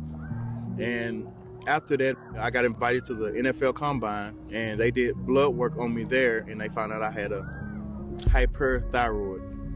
So before that, I had probably a draft grade to probably 2nd round. I'm probably going to be a 2nd rounder, early 3rd rounder. Then after that, my agent was like, man, said, I don't know who's going to take a chance on you, who's going to draft you, if you're getting drafted. So we didn't know after the Combine. We didn't know if I was getting drafted or not, and we didn't know how serious the thyroid condition was or what I had to do for it. They just took a chance on me, and I went 6th round to the New York Jets. To me, I think he just wanted to come back to his hometown where he get his experience to other players so they can try to make it too. He knows what it takes to get that, so I feel like it's a good advantage. Coming up playing football and having great coaches through high school and then having great coaches through college made you be a better man. I knew I wanted to eventually get into coaching and influence some kids.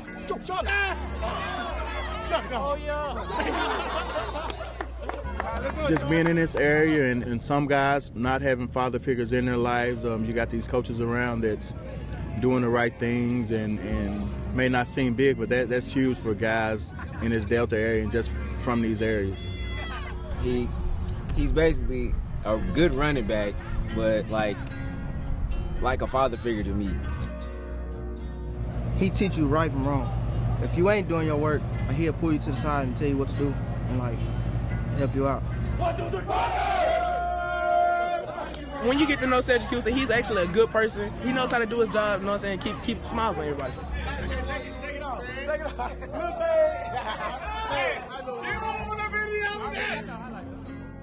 He's a good old person for Clarendon. Don't tell him I said that. What a great story. Exciting things in the future there in Clarendon. Let's turn now to the student athlete with emphasis on the student part. Ashley, what do you have for us? Thanks, David. Yes, once again this year we reached out to schools across the state of Arkansas to find out about those athletes who not only excel on the field, but in the classroom too. Here's the Arkansas PBS Student All-Stars class of 2022. We're going to start with our 8-man honoree, Jackson Martin. Jackson is a senior quarterback for the Woodline High School Bears. He has a 3.5 grade point average. He plans to attend college and become a coach or study to be a real estate agent. Out of 2A, let's meet Luke King. Luke is a senior quarterback and linebacker for the Hazen High School Hornets. He maintains a 4.0 grade point average and wants to play college football and ultimately become a dentist. Moving on to 3A, here's Sawyer Hoskins with the Melbourne High School Bearcats. This senior offensive and defensive linebacker is a 4-year starter who holds a 4.2 GPA. He also scored an amazing 33 on the ACT exam. He plans to become a pharmacist. Our 4A All-Star this year is Jalen Dupree. Jalen is a junior running back and linebacker for the Malvern High School Leopards. He has a 3.5 grade point average. Following high school, Jalen plans to play college football and major in physical therapy. Coming around to 5A, we have Tavion Haney of the Parkview High School Patriots. Tavion is a senior cornerback and has a 3.5 grade point average. He has received the Outstanding Academic Excellence Award and has won all-conference and all-state honors. He plans to continue playing football while seeking a degree in engineering or learning a trade. The 6A representative this season is Hayden Webb. The senior offensive lineman for the Greenwood High School Bulldogs maintains a 4.0 GPA and scored a perfect 36 on the ACT exam. He plans to attend the University of Arkansas at Fayetteville after graduation. And finally, we wrap up with our 7A All-Star, Abe Owen. Abe is the senior quarterback for the Cabot High School Panthers. He has a 4.0 GPA. After high school, he plans to go to college and medical school to become an orthopedic surgeon. Congratulations to all the honorees and way to go. We might see some of those faces again in April right here in this very studio for Quiz Bowl. Make a mental note to watch Quiz Bowl this year. Some of the sharpest high school students in the state meet up right here and square off not only for bragging rights, but for some pretty big checks too. And it is live right here on Arkansas PBS. Now, Ed, speaking of what is on Arkansas PBS, there are some more things that you want to fill us in on, right? I have a few things, Ashley. We've got a lot going on here at Arkansas PBS. You've seen a lot of football today, and we've got basketball state finals right around the corner in March, and then there's baseball and softball in May. And this year we added volleyball back in October.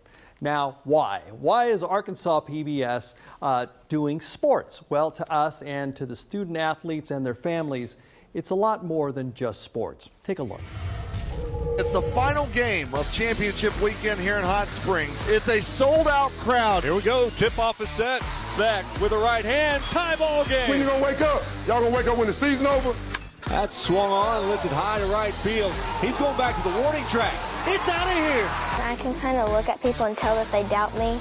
You know, you can kind of see their entire expression kind of change right when you make it. The sun is setting in Saline County, and we've got 4A baseball. A title's on the line. Rester gives it off. Right side. The 10, 5, walk the dog, touchdown. It's so important to this state and the fabric of the state, and I appreciate Arkansas PBS doing all the state title games. And I can only think of the kids in small towns, and this is the biggest moment maybe in their sports careers, and they have that keepsake of having that game on TV to have with them the rest of their lives. The set. Tapped over, and the Big Panthers are the 2022 state champions. You know, we are your Arkansas PBS. These sports broadcasts give us a lens through which we can tell stories of inspiration, stories of determination, your stories, Arkansas stories. Take a look.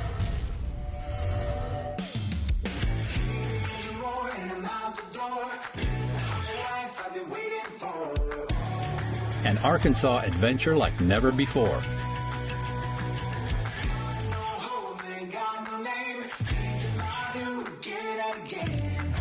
To be a sustainable farm, you have to make investments for the future. And I hope they found a lot of good stuff. I hope they feel love. And I'm going to change.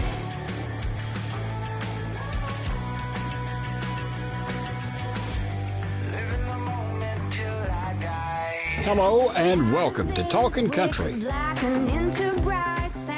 I was known on the West Coast as the Arkansas Wild Man.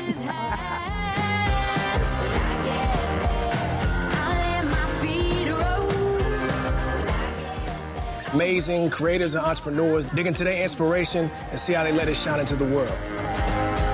Got some microphones here. You can do a little song for us? Oh, the coat of many colors. Which one? You pick. In my coat of many colors.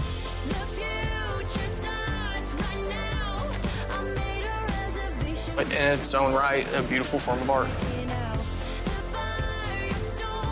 We got to teach the new guy, or this ain't going to be around much longer. The future is now. There is something on Arkansas PBS for every person in our natural state. It's our mission to ensure that, and we want to let you know how you can join our family. Scan that QR code on your screen. If you're enjoying these high school championship games, whether it's football, basketball, baseball, softball, volleyball, or quiz bowl, and then sign up and become part of our team. That QR code will take you where you need to go, and sign up, and we'll get updates to you and let you know what's coming up so you don't miss a thing. All right, I think we've got time for one more story. Baz? Yes, we do, Ed. Matter of fact, this story is very close to my heart. Canaan Sandy has risen from humble beginnings in the small Arkansas town of Cave City to be named to the ESPN's Fan Hall of Fame. Take a look. Ladies and gentlemen, we'll direct your attention to the 50-yard line. Karen Marcelina's in a hog call tonight, so please join me as we call the Hogs with the Hogs' number one fan, Canaan Sandy. 3, 2, 1. Who is Canaan Sandy? Bull Pig Street, race it back.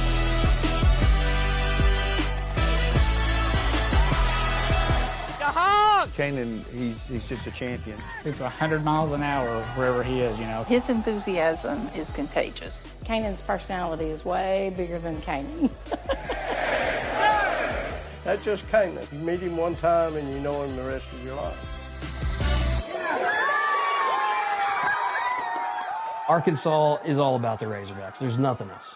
If you're in Arkansas and you're a sports fan, you're for the Razorbacks. Hey, say, Razorbacks! When he was 3 months old, took him to the Razorback game. 3 weeks later, he had to have open heart surgery. There's probably not any illness or birth defect that he didn't have to conquer it one way or another. He was born with VSD in his heart. He was born with an intestinal blockage, and he was born deaf. They gave us no hope that we were going to get to keep him. They all fought for him just like he was going to be a superstar one day. This is my room. I got a big helmet, Arkansas helmet right here. It's my favorite helmet all time. This is a copy of the picture that is in ESPN courtyard in Bristol, Connecticut. The ESPN Hall of Fame, we weren't surprised at all. As soon as they come out with a fan Hall of Fame, what bigger fan is there than Kanan Sandy of the Arkansas Razorbacks? Good, bad, ugly, it didn't matter. He's always there, always cheering. I love the Hall of Famer, and it's an honor. The two most famous people in Cave City are Ricky Medlock, who played for the Razorbacks, and then even more famous is Kanan Sandy.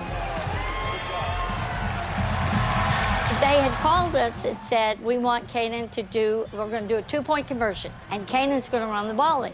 Everything, we're standing on the sideline. All of a sudden, the news crews start running, and they go, what's going on? And they said, Coach Bielema has decided he wants a 50-yard touchdown with Kanan. What? They go running down the field, and the only thing I hear is one of the SIDs give Kanan the ball, and they shove it in his hand, and they said, don't you dare drop this ball in front of 30,000 people.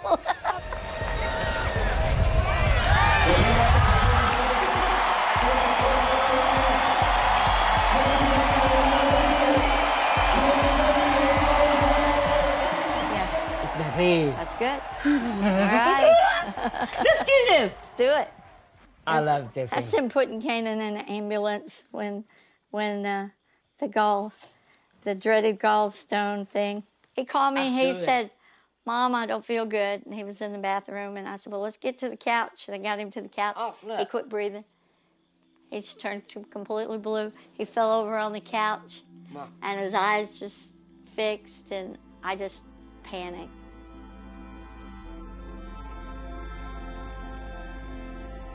I think it really resonated to her that, you know, how fragile his health was. They've just been everything to each other, and they have fought for each other in so many ways. And we went through rehab and things, so we probably got back what we're going to get back, but it's good enough. Woo! Hey, Zoe! Kanan always followed all the commits. And it was like one week we said, hey, so-and-so is playing Friday night at a football game. Let's go and watch him play. He wants to see those guys come be a Razorback. And I promise you that has made an impact. And I mean, that's special. I don't know anybody else that does that in the country. He's back in full force. He sure is. Mr. Kanan Sandy. He's loved. You know, Kanan loves people, and we love Kanan. He's the most honest, outgoing, loving person I guess I've ever seen. He impacts so many people's lives. It's a great example of what one person can do. Get up!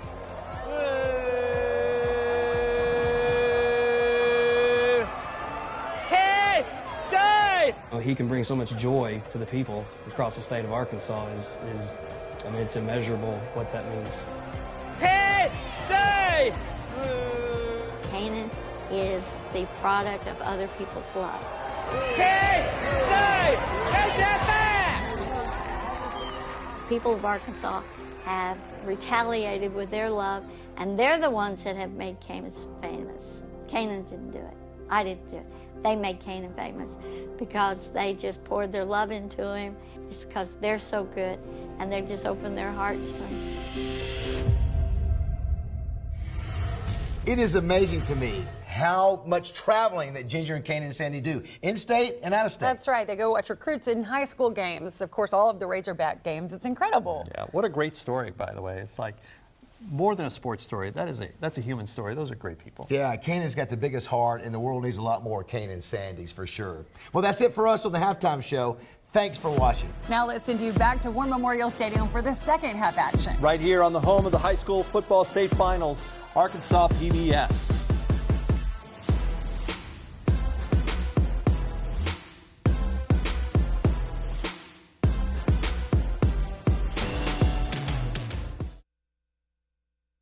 The Electric Cooperatives of Arkansas. Over 2,500 team members across 17 local electric distribution co-ops, powering homes, farms, and industries somewhere across Arkansas. We are the Electric Cooperatives of Arkansas. Power and people. Well, back here at War Memorial Stadium as Charleston leads the 3A title game 28-0 over Booneville as they've made their way back on the field, and Booneville's starting to make their way back out, Bobby. And really for this second half, it's an uphill battle right now for the Booneville Bearcats. It really is, and it all starts with the simple things. They've got to win first down. They're too many times they've faced themselves 2nd and 11, 3rd and 12. This is not a team that's built to come back from huge deficits like this, but it all starts with, first, defensively. Charleston's going to start to get the football to start this second half, because we talked about it right before the break. If Charleston goes down and scores like they've done on 4 of their 5 drives tonight, it's lights out, because the sportsmanship rule is going to be invoked. And how big that turnover that we saw back over here at the 30-yard line, that, you know, we talked about how it was a backbreaker on the trick play on the punt, but really going into halftime with 20 seconds left, that is a huge momentum swing. It is, because, I mean, let's be Captain Obvious for a second. 21-0 is not insurmountable. 28-0 is a large mountain to climb, and now they're going to try to start to get their way back, and Coach Doc Crowley obviously had to say some motivating words to his team at the half. Well, speaking of Doc Crowley, Madison Fitzpatrick's down the field, and she's got the Booneville head coach standing by right now. Madison. All right, Coach, what do you want to see differently out of your guys in the second half? We just got to get off the field, you know, on defense. The fake punt there, you know, it's 7-0, and they made a heck of a catch. And, we, you know, I feel like if we get the ball back there and maybe put a drive together, go in the half, 7-7, it'd be a different game right now. But we just got to come out and fight here for 24 more minutes and get after it. What was kind of the message in the locker room? Yeah, that was it. Just keep fighting. You know, we just got to get off the field. If we can get off the field and keep our offense on the field, we'll be in good shape. Thanks, Coach. Good luck. Back to you. Thank you, Madison. And that was head coach Doc Crowley for the Booneville Bearcats, as his team, they trail right now 28-0 over Charleston. And let's go ahead and take a look at the first half stats for this one, and really it was really one-sided. Charleston just had their way in almost every category. Yeah, we expected a lopsided rushing total. We didn't expect it to be on that side of the graphic, though. But what Charleston's been able to do running the football, and it all starts with their quarterback, Brandon Scott, and, of course, Brevin Ketter had the big 50-yarder in that first half, but they've been able to completely just shut down Booneville's running game, and 9 of those 60 yards came on the last play of the half. And so, I mean, the Charleston defense, which has given up only 12 points in the postseason, including 2 shutouts, haven't allowed more than 6 points in a game in the last 6 weeks. I mean, they're playing as dominating as advertised. I think the biggest thing for Booneville, 1 of 5 on 3rd down right now.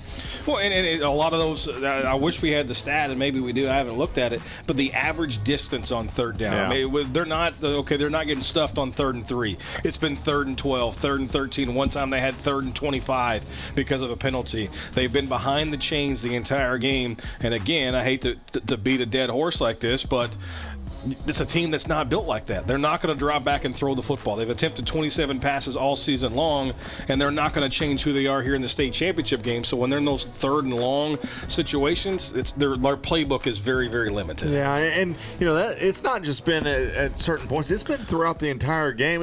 They've made life tough on themselves because, you know, there's only 3 penalties, but those 3 penalties that Booneville got, those were big penalties. Yeah, they're down 7-0. They're driving. They're all the way at the Charleston 40-yard line. They get the unsportsmanlike conduct, and then they get a false start. And all of a sudden, instead of 3rd and 10, it's 3rd and 30. And all of a sudden, they're punting away, and now Charleston's got all the momentum. Well, and the bigger thing here to start the second half, Charleston's going to get the football back to start the half. Yeah, it all starts defensively on this drive. If you're Booneville and you want to try to extend this game, you've got to find a way to get this stop, get a quick stop. And as Coach Doc Crowley said, you got to find a way to get off the field.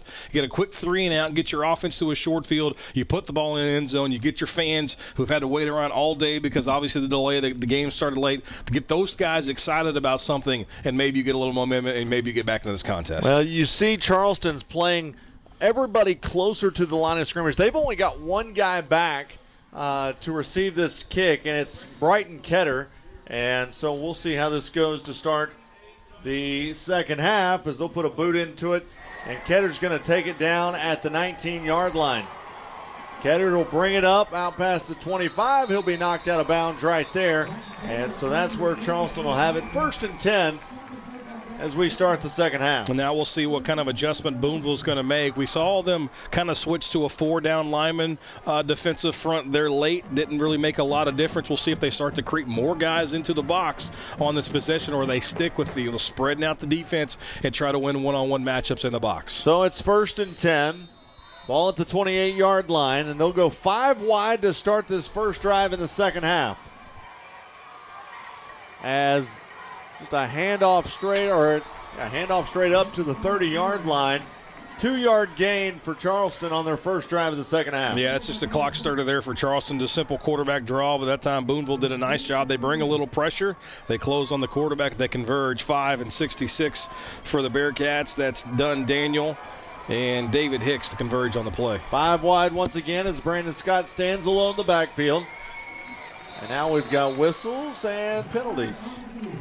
Yep, slot receiver on the near side of the screen got a little head start. Dead ball. False start on the offense. 5-yard penalty. We play second down. That's also frowned upon. Can't do that. Can't do that. They throw laundry at you for doing things like that. Yes, they do. Yep. So it brings up a now 2nd down and 14 from the 25-yard line. As there's 5 wide in the formation, 3 to the near side.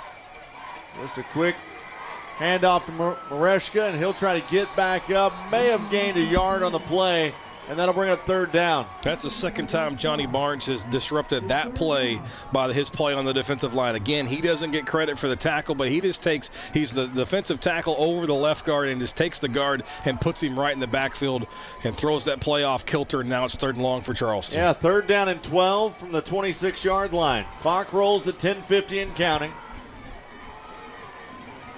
And Charleston going to bring back out 5 wide. 3 to the top side, 2 to the bottom. As Brandon Scott going to look to throw. Under pressure, steps up in the pocket, gets away from one man. Going to take off and run. Out past the 35. Running at the 40. Has one blocker. Gets around him. Has the first down and takes it out to the 47-yard line. That play was the epitome of what the first half was for Booneville's defense and Charleston offense. You think you've got a chance to make a play, you've got the quarterback or the ball carrier dead to rights, and all of a sudden he makes you miss an open space, and he's out the backside, and a huge scramble and another 3rd down conversion. Yeah, and that's a big 3rd down conversion. That, you talk about backbreakers, you think about the ones that we've talked about, but that right there, you think you're going to get them off the field, and they're able to convert, and it's now 4 wide. They'll go with a toss sweep. Mareshka, that's actually Ketter, and Ketter's going to go out of bounds down at the 50-yard line. So that play right there, RJ, not the previous one, instead of getting the ball probably at your own 40, maybe better field position after a punt, now Charleston's at midfield, had a chance to threatening, and again, a chance to add to their 4-score lead. 2nd down and 7 with the ball at the 50. They're going to line up with 4 wide receivers. Ketter will be lined up to the right of Scott. Scott just going to keep it all the way. Trying to work around one defender, dives forward for a 2-yard gain. That's a great job by Goff, the linebacker for Booneville, to take on the blocker head on, shucks him to a side, and makes the play just beyond the line of scrimmage. But again, now we got 3rd manageable for Charleston, and these are the plays that the Tigers have won so far. Booneville has to start winning this down if they're going to get back into the contest, and honestly, it probably starts right here. Brandon Scott, 11 of 18 for 87 yards passing and a touchdown so far in this one. He'll line up with 3rd down and a long 4 with the ball at the 47-yard line.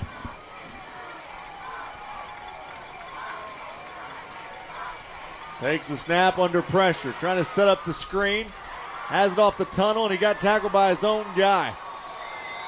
They tried to set up the long screen, and now we've got a penalty flag down. It's a little too long to develop that play.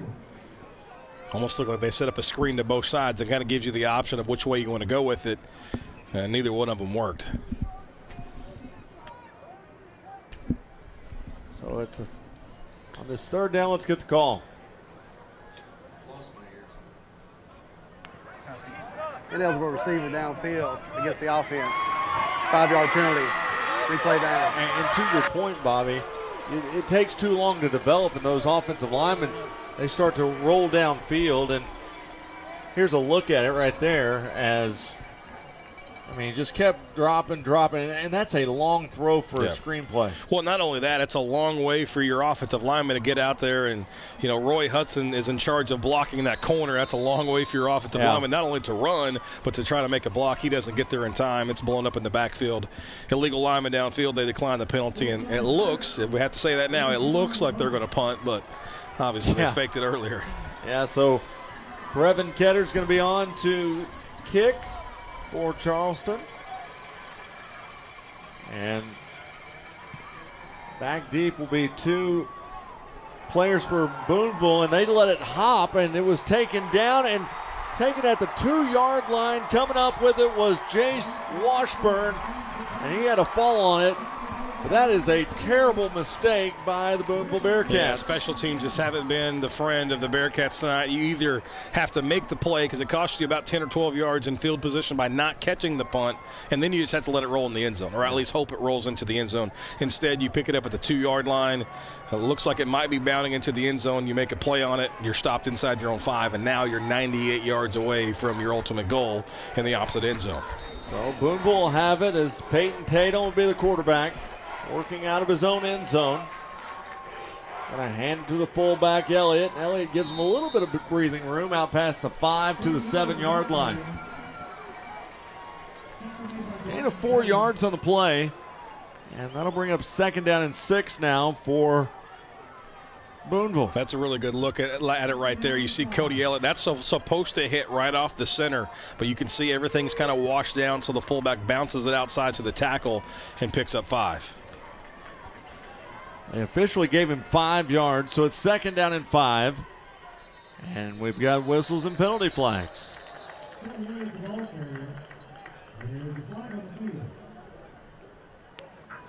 Encroachment on the defense. It's going to be against the defense, and replay 2nd it'll be a free 5 yards and a 1st down for the Booneville Bearcats. Well, you got to remember at the high school level, if you line up offsides in the neutral zone, it's automatically blown dead. It's not like it is in college and the pros, where if they throw a flag and you get a free play, essentially. Wouldn't mind to see that change at the high school level, but that's way above our pay grades. Even in our state. Don't talk about a national level. Yeah. All the rules for today's football game by the National Federation. And now we've got a timeout by the officials. They're going to come on and measure this one. They got the 5 yards, but it's all dependent upon the spot. Right. And so, you mark it off 5 yards depending on the spot, and then bring out the chains to make sure they got the 1st down. So the question was on Elliott's carry a moment ago, did he get 5 yards? Did he get 4.9 yards? And apparently he got 5 because they got the 1st down. So it's 1st and 10 for Booneville with 8 minutes to play here in the 3rd quarter.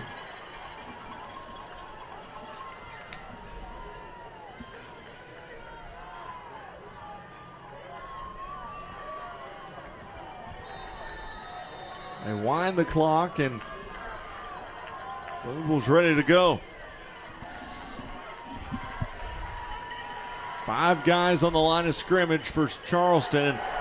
They will just bury the fullback in the backfield. That was Goff, and Goff has just not had anywhere to go all game. 2,200 yards on the season, and you can tell all 11 players for Charleston are focused in on a big 34. When he's got the football in his hands, they're all flying to him. They don't set the edge. He can't bounce it to the outside, and the rest of the Tiger defense rallies around. 6 carries, 2 yards for Goff tonight. And, the defense has done this where they know how big he is. Yeah. And so rather than trying to go square up with him, they're going at the shins. Yeah. That's how you take down a big man. Chop him down. Here's Elliott right up the middle, has nowhere to go. got about a yard, maybe yard and a half. Yeah, I mean, so this is the advantage now that Charleston has, because you win first down defensively, and now Booneville's behind the sticks, and they got to play catch-up. So they're going to mark it right at the original markers, so it's 3rd down and 10.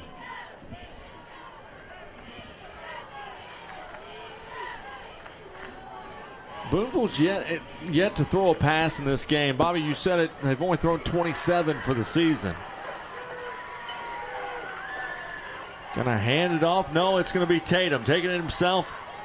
Gonna take it out past the 15 and get it to around the 18-yard line, and that brings up 4th down. Yeah, now it's decision time. It may be way too early, and obviously the field position doesn't say go for it, but when you're down 4 scores and now a quarter and a half remaining, you got to think about it. And obviously that's exactly what Coach Crowley and company are doing as the offense stays out on the field. Maybe they try to get Charleston to jump off sides here. 4th down and 4.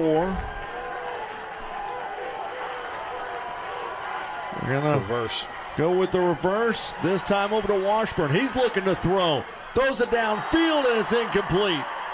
Trying to hook up that time with Trace Hall. You know, I think, RJ, if that's just a straight reverse, he probably has enough real estate in front of him to run for the first down. Instead, that's a design reverse pass, and so he's got his eyes down the field and not running at full speed, looking for the receiver coming across. Not enough arm strength to get it there, and now Charleston takes over in the red zone, already leading 28-0. And you see it here on the replay. I mean, he had a lot of space to get 4 yards. Because you think he's going to win that race to the sideline and pick up enough for the first down.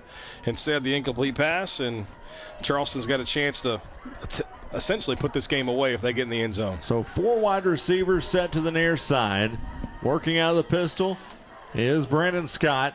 Scott's going to look to throw, and there's a penalty flag down inside the 15 down to the 13-yard line. That flag came out early, so maybe illegal formation. Ineligible receiver downfield against the offense. 5-yard penalty. Replay first So down. that doesn't automatically mean it's alignment either. A lot of time you assume it's an alignment, an illegal man downfield. That could have been a receiver was covered up because of the formation. And it looked like the outside receiver was also on the line of scrimmage, which would make number 9, who made the catch, Ganoa, an ineligible receiver, and I think that's what they flagged it for. So that makes it a 1st down and 15. As they're going to hand it straight up the middle, and Ketter gets about 3 yards on the play to bring up 2nd down.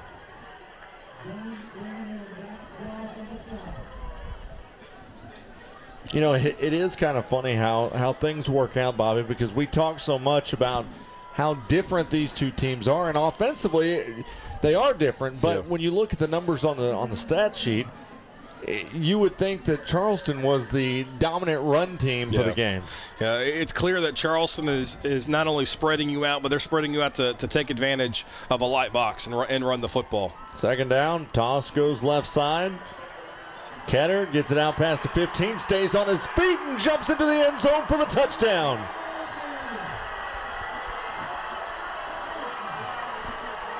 That time it was Brevin Ketter who was able to tightrope the sidelines and walk into the end zone for a score. I thought he was going to be taken down at the 10, Bobby, and he broke out of that tackle. You just watch it right here. And he got out of that arm tackle and just stayed up and was able to walk in the end zone for the touchdown. We've seen it a dozen times now, RJ, that you have Booneville's in position to make a play, and they just can't do it. And Charleston makes a man miss, or leads to a bigger play, and now we're PAT away from the sportsmanship rule. Brighton Ketter's extra point is up and good. It's 35-0 Charleston over Booneville. You're watching the Centennial Bank State Football Championships on Arkansas PBS Sports.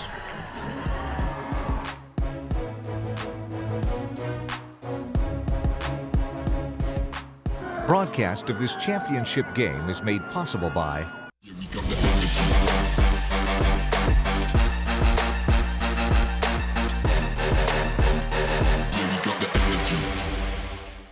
the Electric Cooperatives of Arkansas.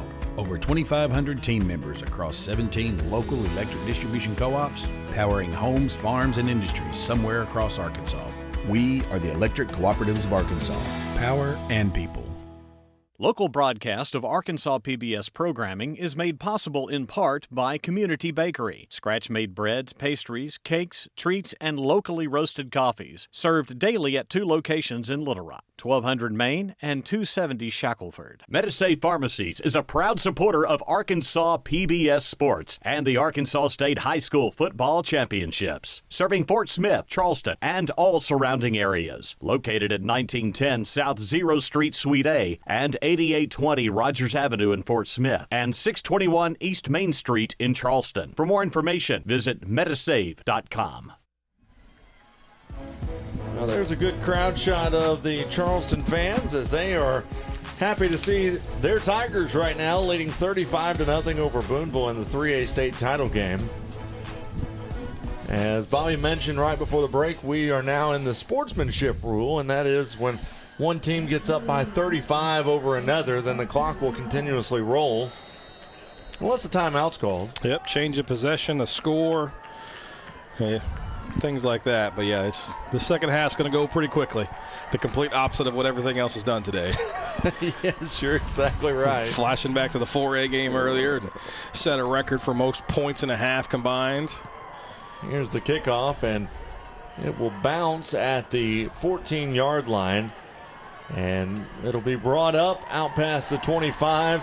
And it was Trace Hall who brought it up out to the 23. And that's where Booneville will have it 1st and 10 with 4:50 left here in the third. It's one of these contests, RJ, that it's been dominant. Yeah. And if you want to buy a copy of it, just go to mmproductions.net, place your order, and watch it over and over again. Of course, the Booneville fans may not want to watch this one too many times, but this has been a clinic defensively, what the Charleston squad has been able to put together. I tell you, the guys over at M&M are going to have to do some massive editing after today with all the delays. And to get those DVDs out, that is going to be a lot of cut and paste. Don't see a lot of games that have a 3.5 hour weather delay in it, that's for sure. Not very often, so Booneville will take it up straight up the middle as that was Elliott, and he's able to get 4, maybe 5 yards on the play to bring up 2nd down. They couldn't hear it at home, but I laughed at it. They said the entire delay is going to be included in the copy. Yeah, people at home, when they hear you laugh, and they're like, boy, I thought RJ's really funny. Yeah, no, you're not funny. Yeah. I've been telling you that for years. Yes, you have. As it's 2nd down and 5 with the ball at the 28-yard line.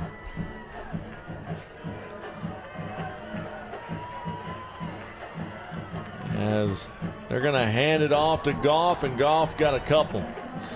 They're just winning at the point of attack. The line of scrimmage is not moving. And you watch a Booneville game or a wing T game or a flex bone game, you're supposed to see that offensive line move the defensive line at least a yard. And we're just not seeing any kind of push whatsoever. The line of scrimmage is just staying still, and if that's the case, the defense is winning, and they're making plays at the line of scrimmage and allowing those linebackers to roam free and make play after play. 3rd down and 4. As they give it to Elliott, and Elliott has a couple yards on the play, and they'll bring up 4th down and short. And you know, one thing, Bobby, we haven't really touched on, but the defensive line for Charleston, that is a big defensive line. And you talk about no push, because really the defensive line's getting the push. Yeah, they're winning up front. We've called Dale Smith a handful of times, Hunter Little. Jacob Hoffman just ran onto the field, 66. And so they've got able bodies up front who are winning at the point of attack. Here's the 4th down attempt as they get it out to the 35-yard line. That was Elliott, and he does pick up the 1st down. And for Booneville, that is the first converted 4th down of the day. Yeah. It's just they're 1 of 7 on 3rd down up to this point, and they're just not winning the battles. And granted, we've already talked about a lot of those 3rd down attempts have been way behind the change, 3rd and 10, 3rd and 12, and then just not advantageous situations for the offense. Hand off to Elliott. No, they pitch it out left side to Hall, and Hall's run down at the 41-yard line. Does pick up 5 yards on the play. Yeah, it's a big play from behind by Brighton Ketter, because if he doesn't track down Hall from behind, that's off to the races. I mean, that's a one-on-one play that he makes from behind. But once you see the replay right here, if he doesn't make the tackle, I mean, Hall's probably still running because he's got a lead blocker out front. So it brings up 2nd down, and Tatum's going to keep it himself off the right side out to the 50-yard line. So that's for an offense like this, the big play when you, of course, most teams go to the passing game. That's when you start to run the option. You start to get those one-on-one battles on the perimeter. Because, again, like we've seen Charleston do all night, if Booneville can win one of those one-on-one situations, break a tackle, that's when they could get off to the races. First down and 10 with the ball at the 50. Tatum will be under center with a wing back off either side. Gonna fake the handoff to Elliott. Tatum will keep it himself. He's got a running lane out past the 35, inside the 30, and taken down at the 26-yard line.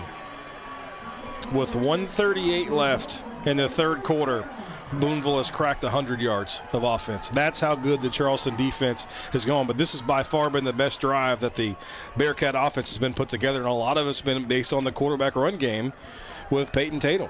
And Tatum, so far on the day now, has 28 yards of total offense, of rushing offense, as this one's by Hall, and Hall's going to get a nice chunk this time on first down. He'll take it inside the 20. So it'll be a 7-yard pickup that time by Tatum, or by Hall, excuse me.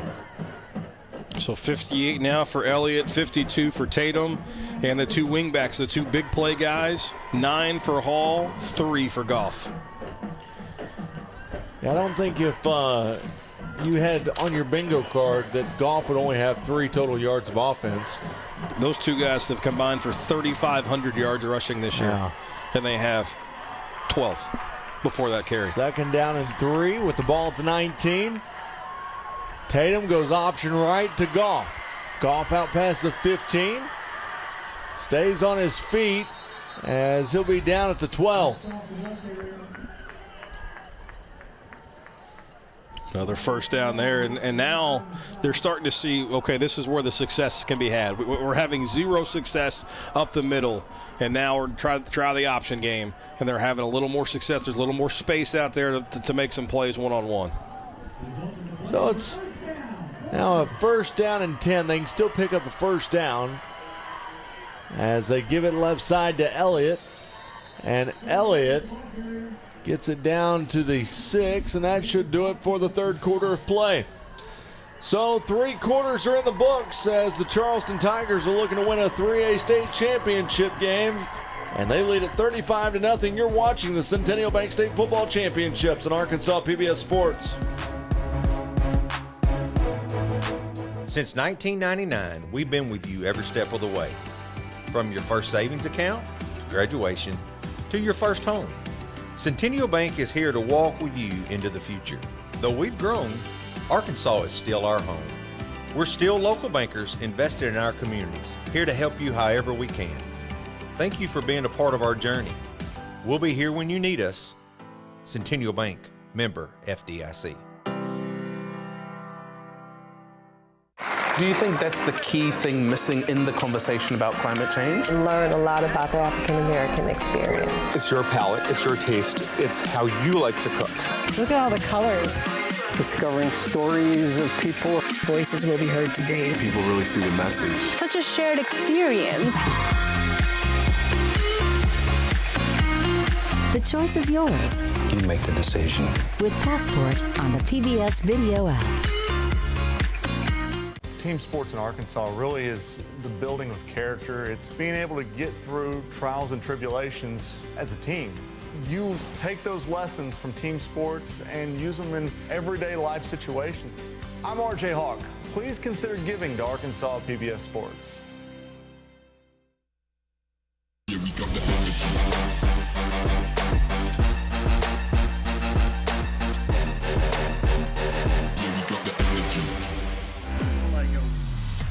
Well, back here at War Memorial, how did we get to this point of 35-0 Charleston? Well, it all started with the Brevin Ketter 6-yard touchdown run to make it 7-0. Then the fake punt. This was really the backbreaker for Booneville, as the one-handed catch will always be remembered by Kendricks. Then the touchdown run by Brandon Scott from 22 yards out. He was able to hop, skip, and jump into the end zone.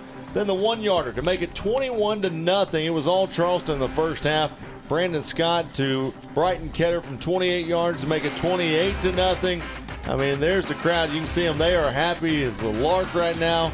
Booneville, they just kept getting stuffed by this defense. This defense has been really, really good tonight, and that's really why you've got it 35-0. But Booneville right now has a chance to put this one in the end zone and get on the scoreboard as we get ready to start the fourth quarter here at War Memorial Stadium. R.J. Hawk along with Bobby Swafford. And down on the sideline, Madison Fitzpatrick, as here's a run out past the 5-yard line as he'll take it to the 3, and that was Elliott once again.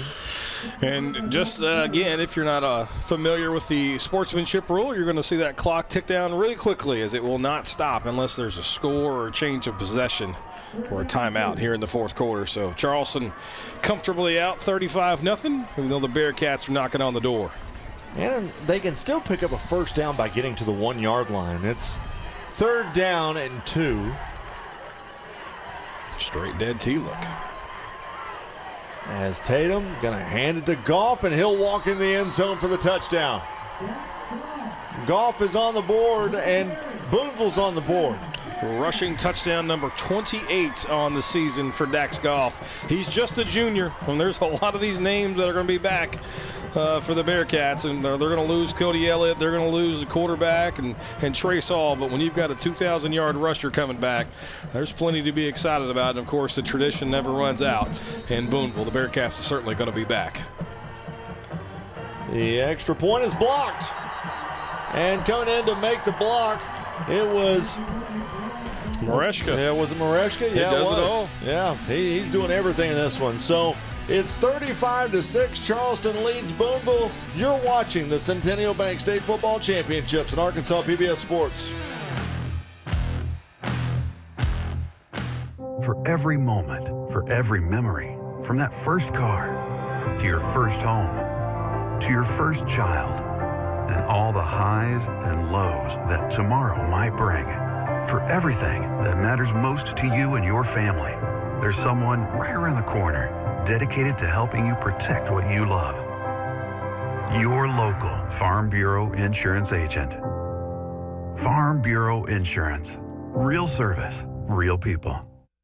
Hi, I'm Susie Everett, wishing you and your family a Merry Christmas and Happy Holiday Season. With our busy lives today, we often forget the greatest gift of Christmas.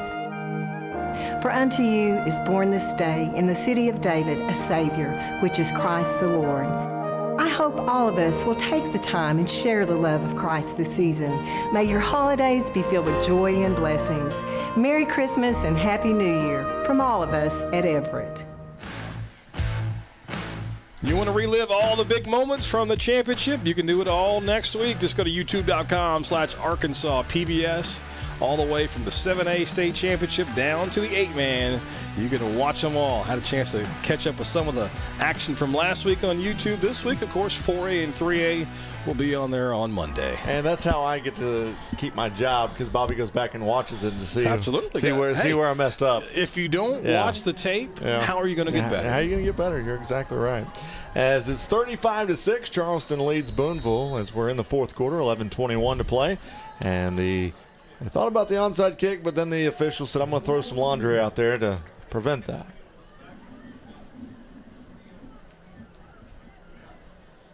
The Whitehat's down the end zone going, huh? So the flag came out before they even approached the football. Nobody moved. I think it might have actually been an illegal formation on the kicking team, because you're only allowed to have so many players. I believe it's 6 on one side of the football. Yeah. And they had 7 on the opposite side of the football, which would make it an illegal formation. Something you don't see every day. Yeah. Not on the kicking. Not a rules expert, but that's what I'm pretty much coming out of that one with it. Sounds good. It may not be right, but I'm going with it. I said it confidently, so you believe me, right? I believed you. I didn't hear it from the official. As here's the onside kick. It's recovered, and Charleston will have it inside the 45-yard line down to the 44. Hey, I want to say hello to my buddy John Eubanks, who is the state representative for both these schools. And he's watching back in Paris, Arkansas. I'm watching both these two teams do battle tonight. He sent a text in. And I've seen a lot of folks up here throughout the state championships.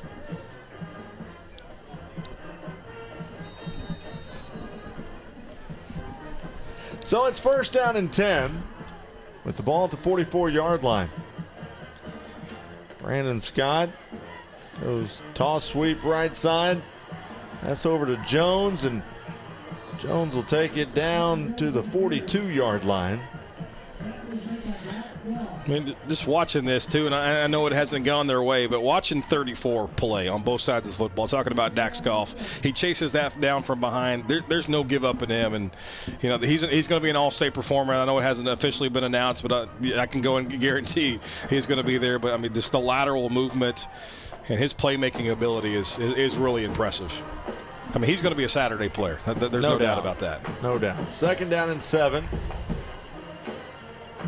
Hand it off left side into the hands of Mareshka.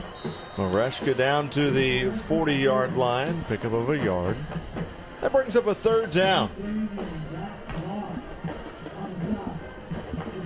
Again, I mentioned in the first half he took a visit to Kansas State, so he's getting some looks.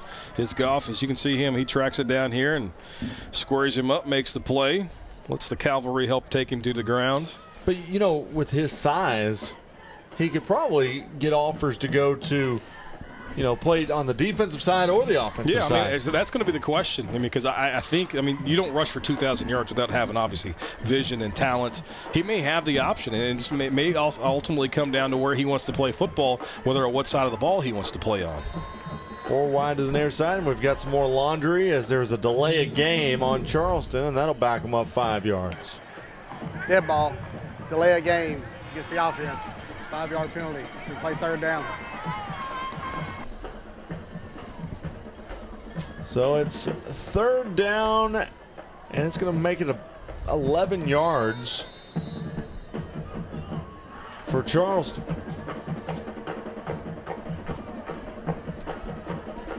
Four wide to the near side.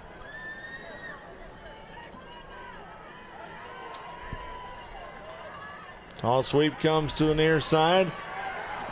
That is Ketter, and Ketter gets it back to the 45. Got a yard on the play. Brings up fourth down. That's one of the few times we've seen Booneville win the race to the outside. You know, they weren't able to set the edge, but they were able to retreat and actually get out there and force that one back inside. More times than not, Charleston has gotten to the sideline, which ultimately leads to big plays. That time Booneville does a nice job of redirecting it. And now 4th and long, and we'll see if Charleston does trot out the punt team. Looks like they are, as Ketter's going to line up to punt this one away, and he could pin Booneville back. They are going to send 2 guys back. So back deep for Booneville will be Trace Hall as well as Washburn. And Washburn's going to let it go in the end zone for the touchback. And so they'll get it out at the 20-yard line. Let's head down to Madison Fitzpatrick on the sideline. Madison, the weather finally, towards the end of this one, has decided to go away. But how's it down there on the field right now?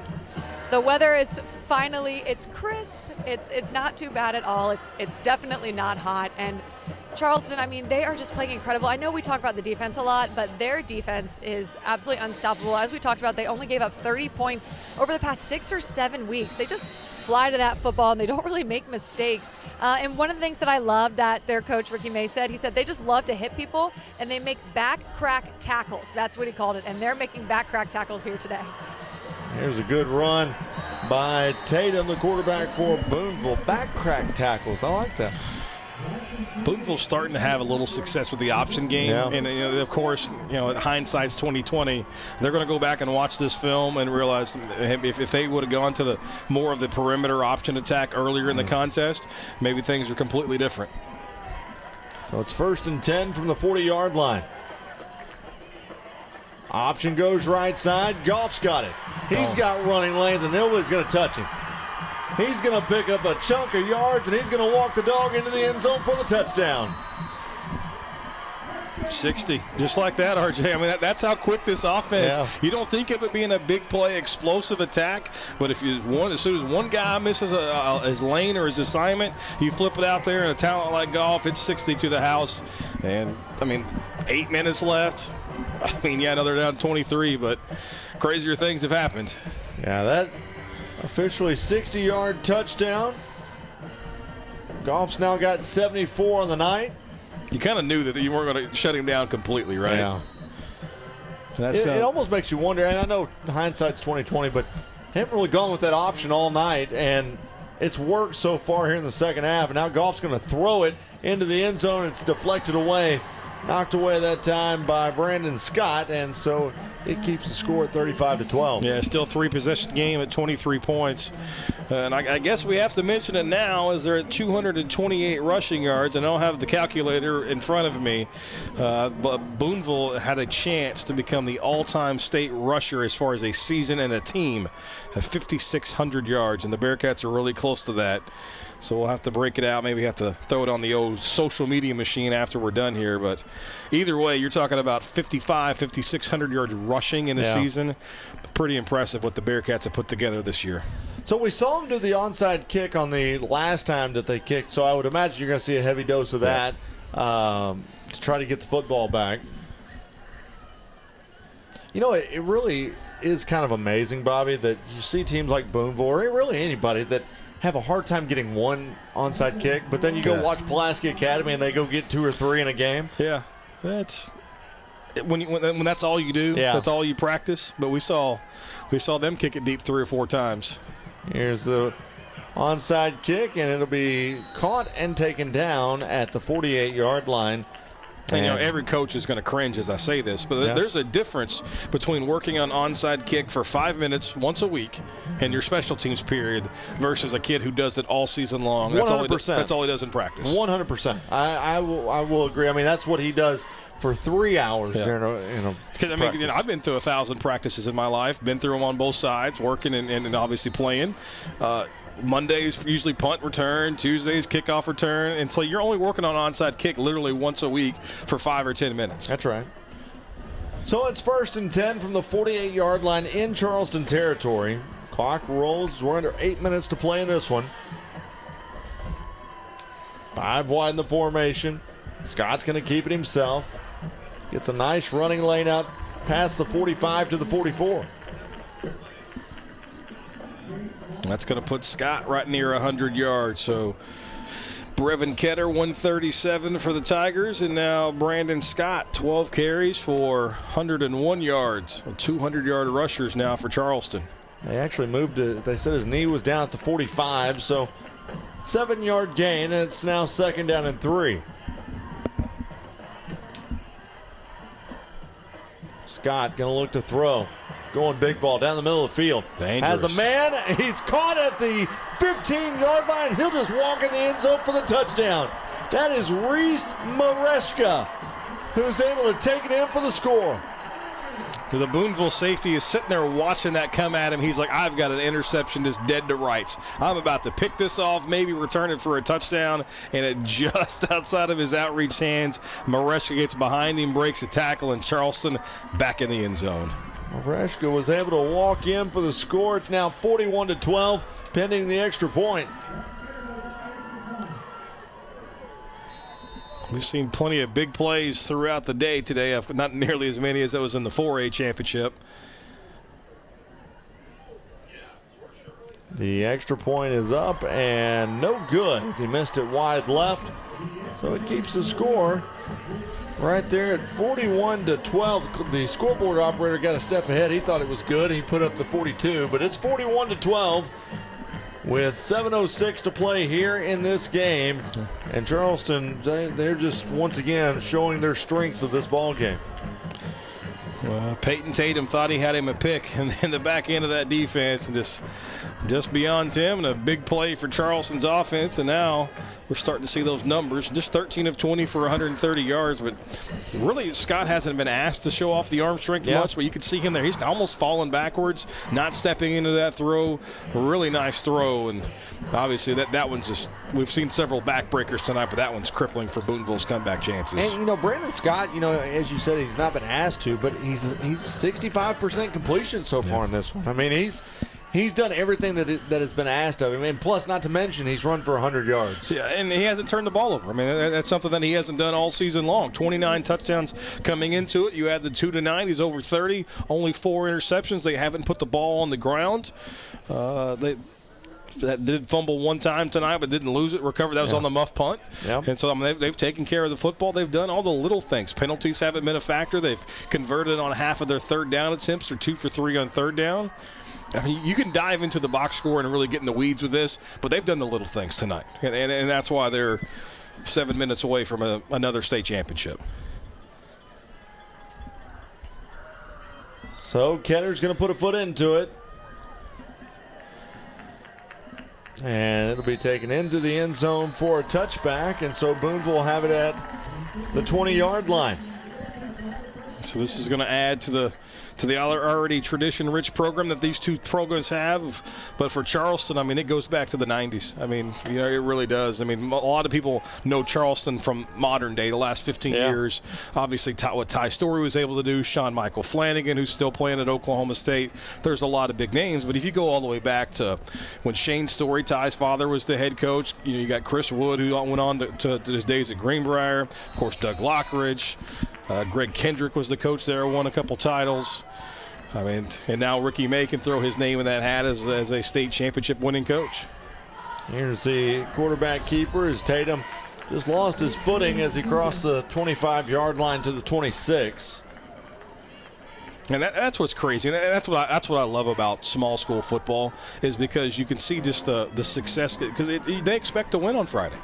When they show up and they roll into your town, hey, we're about to play Booneville, we're about to play Charleston, or a Rising, or a Prescott, or a Barton. Yeah. I mean, those teams win a lot of games before they get off the bus. And it really is impressive to see them be so successful for decade-long stretches, not just 2 or 3 years.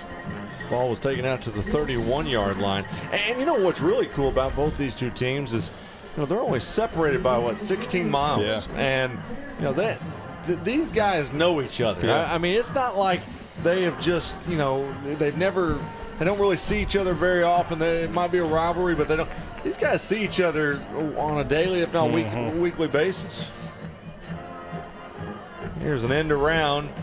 That's going to be taken up by Trace Hall, and Hall's going to go out of bounds at the 35. Depending on where you live in the state, we all like to compete about, Northwest Arkansas is better, the Little Rock Metro is better, Northeast Arkansas. The River Valley is really undervalued when it comes to football. You're right. I mean, you look at history-wise, what the Fort Smith schools have done, North Side, South Side. Yeah. But in the modern era, Charleston, Booneville, Greenwood, Magazine won a state championship about a decade ago. I mean, there's been a lot of really good teams who have kind of come through that area that doesn't get necessarily the recognition as maybe some of the other regions of our state. You're right. I mean, you always seem to think that when you talk about high school football in Arkansas, it gets really brought down to Central Arkansas and Northwest Arkansas. Yeah. That's really, if you think about it, you're correct. Is where it's at. And then, there's some good football. And so look at Rising, for example, down South Arkansas.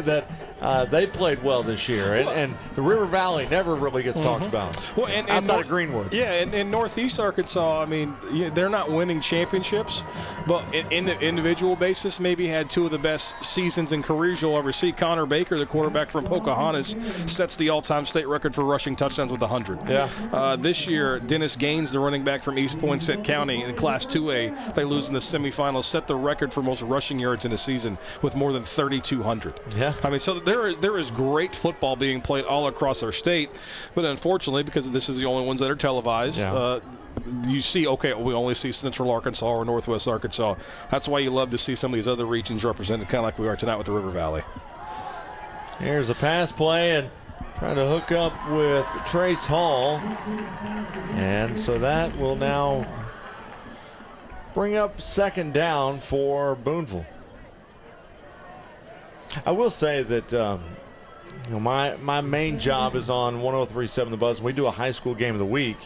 And I enjoy, we try to branch out. You can't go statewide, but I get to see a lot of these small schools, and I love, going to Clarendon or going to Hazen and doing ball games, because small town football, not taking away anything from the bigger schools. Yeah. It's different. It is. It's different. Because it's the only thing to do in town. Yeah. And so that's the rallying point, if you will. Hey, you want to do something tonight? You're going to the football game. Yeah. Or you're going to the basketball game. And, again, and I've mentioned it several times through my time here on the broadcast, my dad was a high school football coach at small level. That's why I loved high school football and sports at the local level, especially small schools, because it's near and dear to my heart and my family's heart.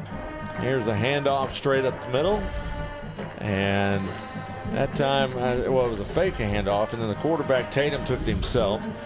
And I'm with you. Like, not to discredit anything the big schools do, but a lot of time those are move-ins.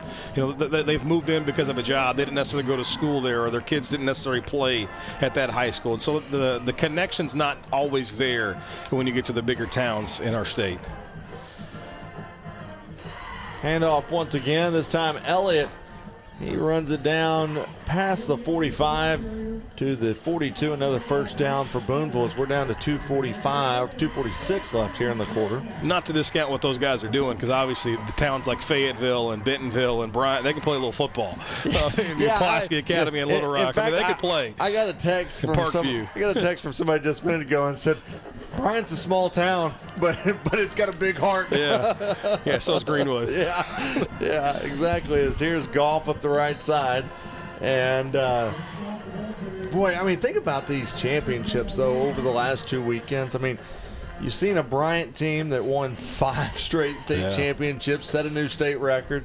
Greenwood, they're doing what they do. And PA moves up and they win. Parkview wins their first title since the 70s. Yeah. And I think what maybe the best story, Izard County in their first year of ever having football wins the 8-man championship. And I said Greenwood, but, Parkview goes in there, and Brad Bolding is – He's kind of been the Phil Mickelson of high school football, because he couldn't ever get out of that semifinal game, and finally makes it here, and he wins the state championship. So, man, and to your point, Izard County, which, by the way, I think 8-man football has kind of turned into one of my favorites. Yeah. Just the condensed field and all the scoring that takes place. It's been a really fun couple weeks of football here at the stadium. Yeah, and we can't discount what Malvern did earlier today either. Yeah, you're exactly right. Yeah, they put up 64 points, I believe it was. Yeah. And just huge plays. And, Dupree, the running backs, goes for the second most rushing yards ever in a championship game, as the celebration is certainly beginning for the Charleston faithful.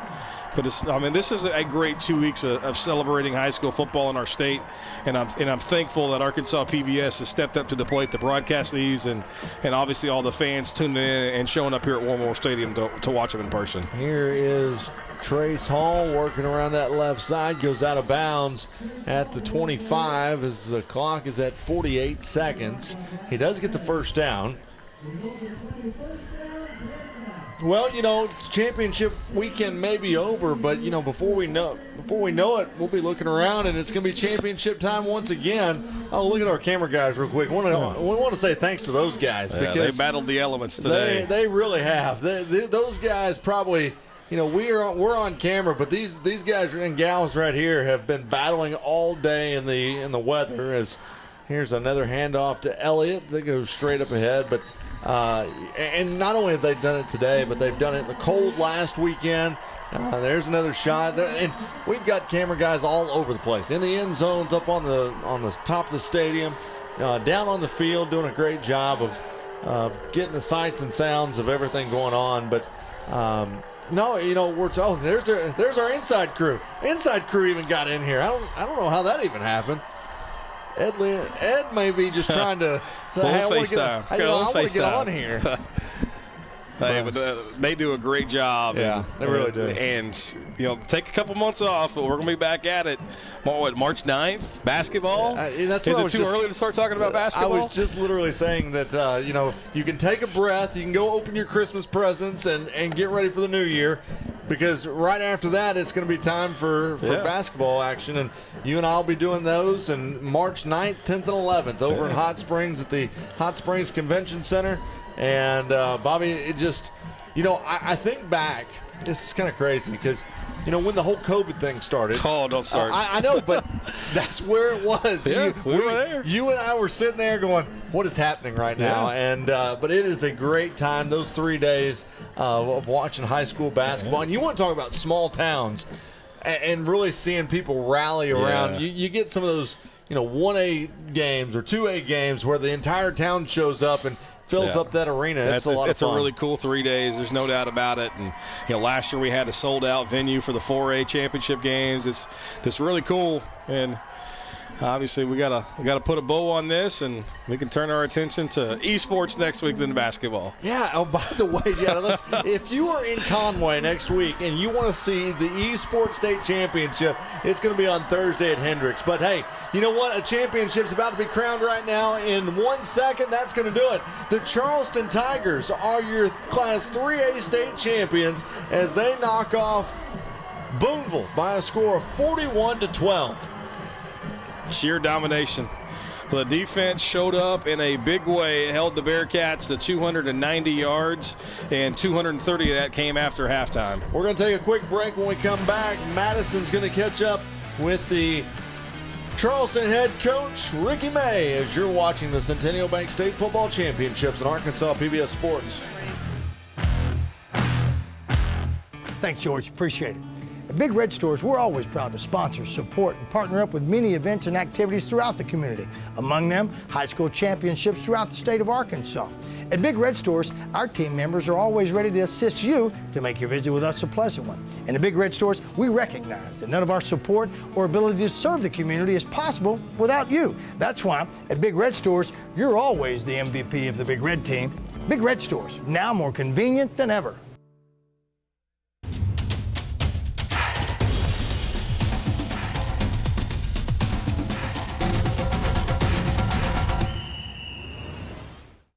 Broadcast of this championship game is made possible by the Electric Cooperatives of Arkansas.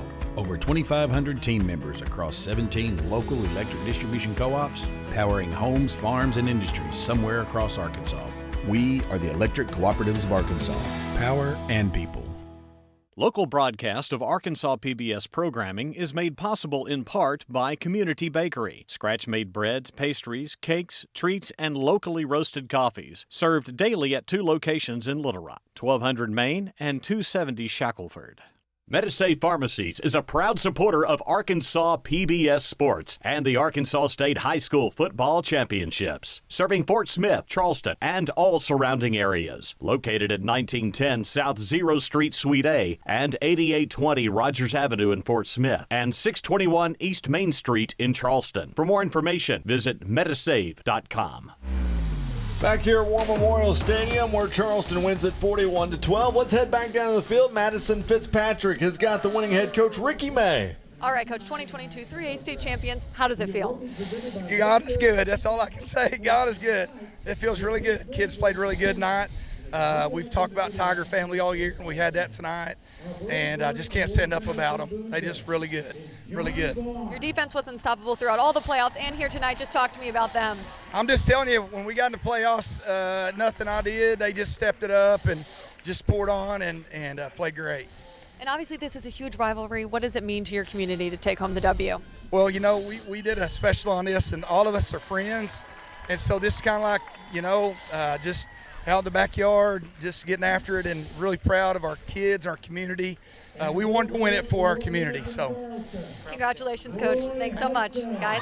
Thank you, Madison. Great job throughout the entire day today, Madison. It's been a crazy day with the weather, but how about Ricky May right there? You kind of tell he's getting a bit choked up, and this one meant a lot to him. It does. And it's emotional for a lot of reasons because, he's a pastor at a church in Booneville where a lot of these kids on the other side come to his church. He coached at Booneville for a long time where he was an assistant under Coach Scott Hyde. He goes to Waldron, comes back, and then bounces over to Charleston. It means a lot to win a championship, but he knows what those other guys are feeling on the other side too. But to win this as a head coach who's only been doing it for for a couple years, and to win a championship, you can only imagine the emotion that's going through him right now. Yeah, no, and Charleston is your 3A state champions. Let's take a look at the final stats real quick for this one, as really for both teams, it was a much better second half for Booneville as they ended up with 291 yards of rushing and total offense. Charleston, on the other hand, 130 yards passing, 257 on the ground for 387 total. The second half is really more of an indication of what kind of football team Booneville is. 230 yards rushing in the second half as Charleston's about to get the hardware. That's what we expected, was that ground and pound from Booneville, but Charleston's defense was just too stout up the middle, and that's why they're about to hoist the championship trophy. And your MVP for this ball game, it is Brandon Scott, the quarterback, 13 of 20 passing for 130 yards, 2 touchdowns. He also had 101 yards on the ground with 2 scores. Played defense as well, and he had 7 tackles. Yeah, kind of did it all. And we knew one of the keys to the game was to force him out of the pocket. Well, they didn't contain him. They let him run the football too much, and that's why Brandon Scott's your MVP, and that's why Charleston's your 3A state champ. Yeah, it's been a fun day and fun last couple of weeks. I want to thank everybody who's helped with these broadcasts. Also want to thank you for watching today's broadcast. Don't forget, coming up right after this, Broadchurch, the Season 3 premiere. You don't want to miss it. It's coming up next right here on Arkansas PBS. So for Madison Fitzpatrick on the field, Bobby Swafford, I'm RJ Hawk. Your final score in the 3A championship game, it is the Charleston Tigers 41, Booneville 12. You've been watching the Centennial Bank State Football Championships on Arkansas PBS Sports.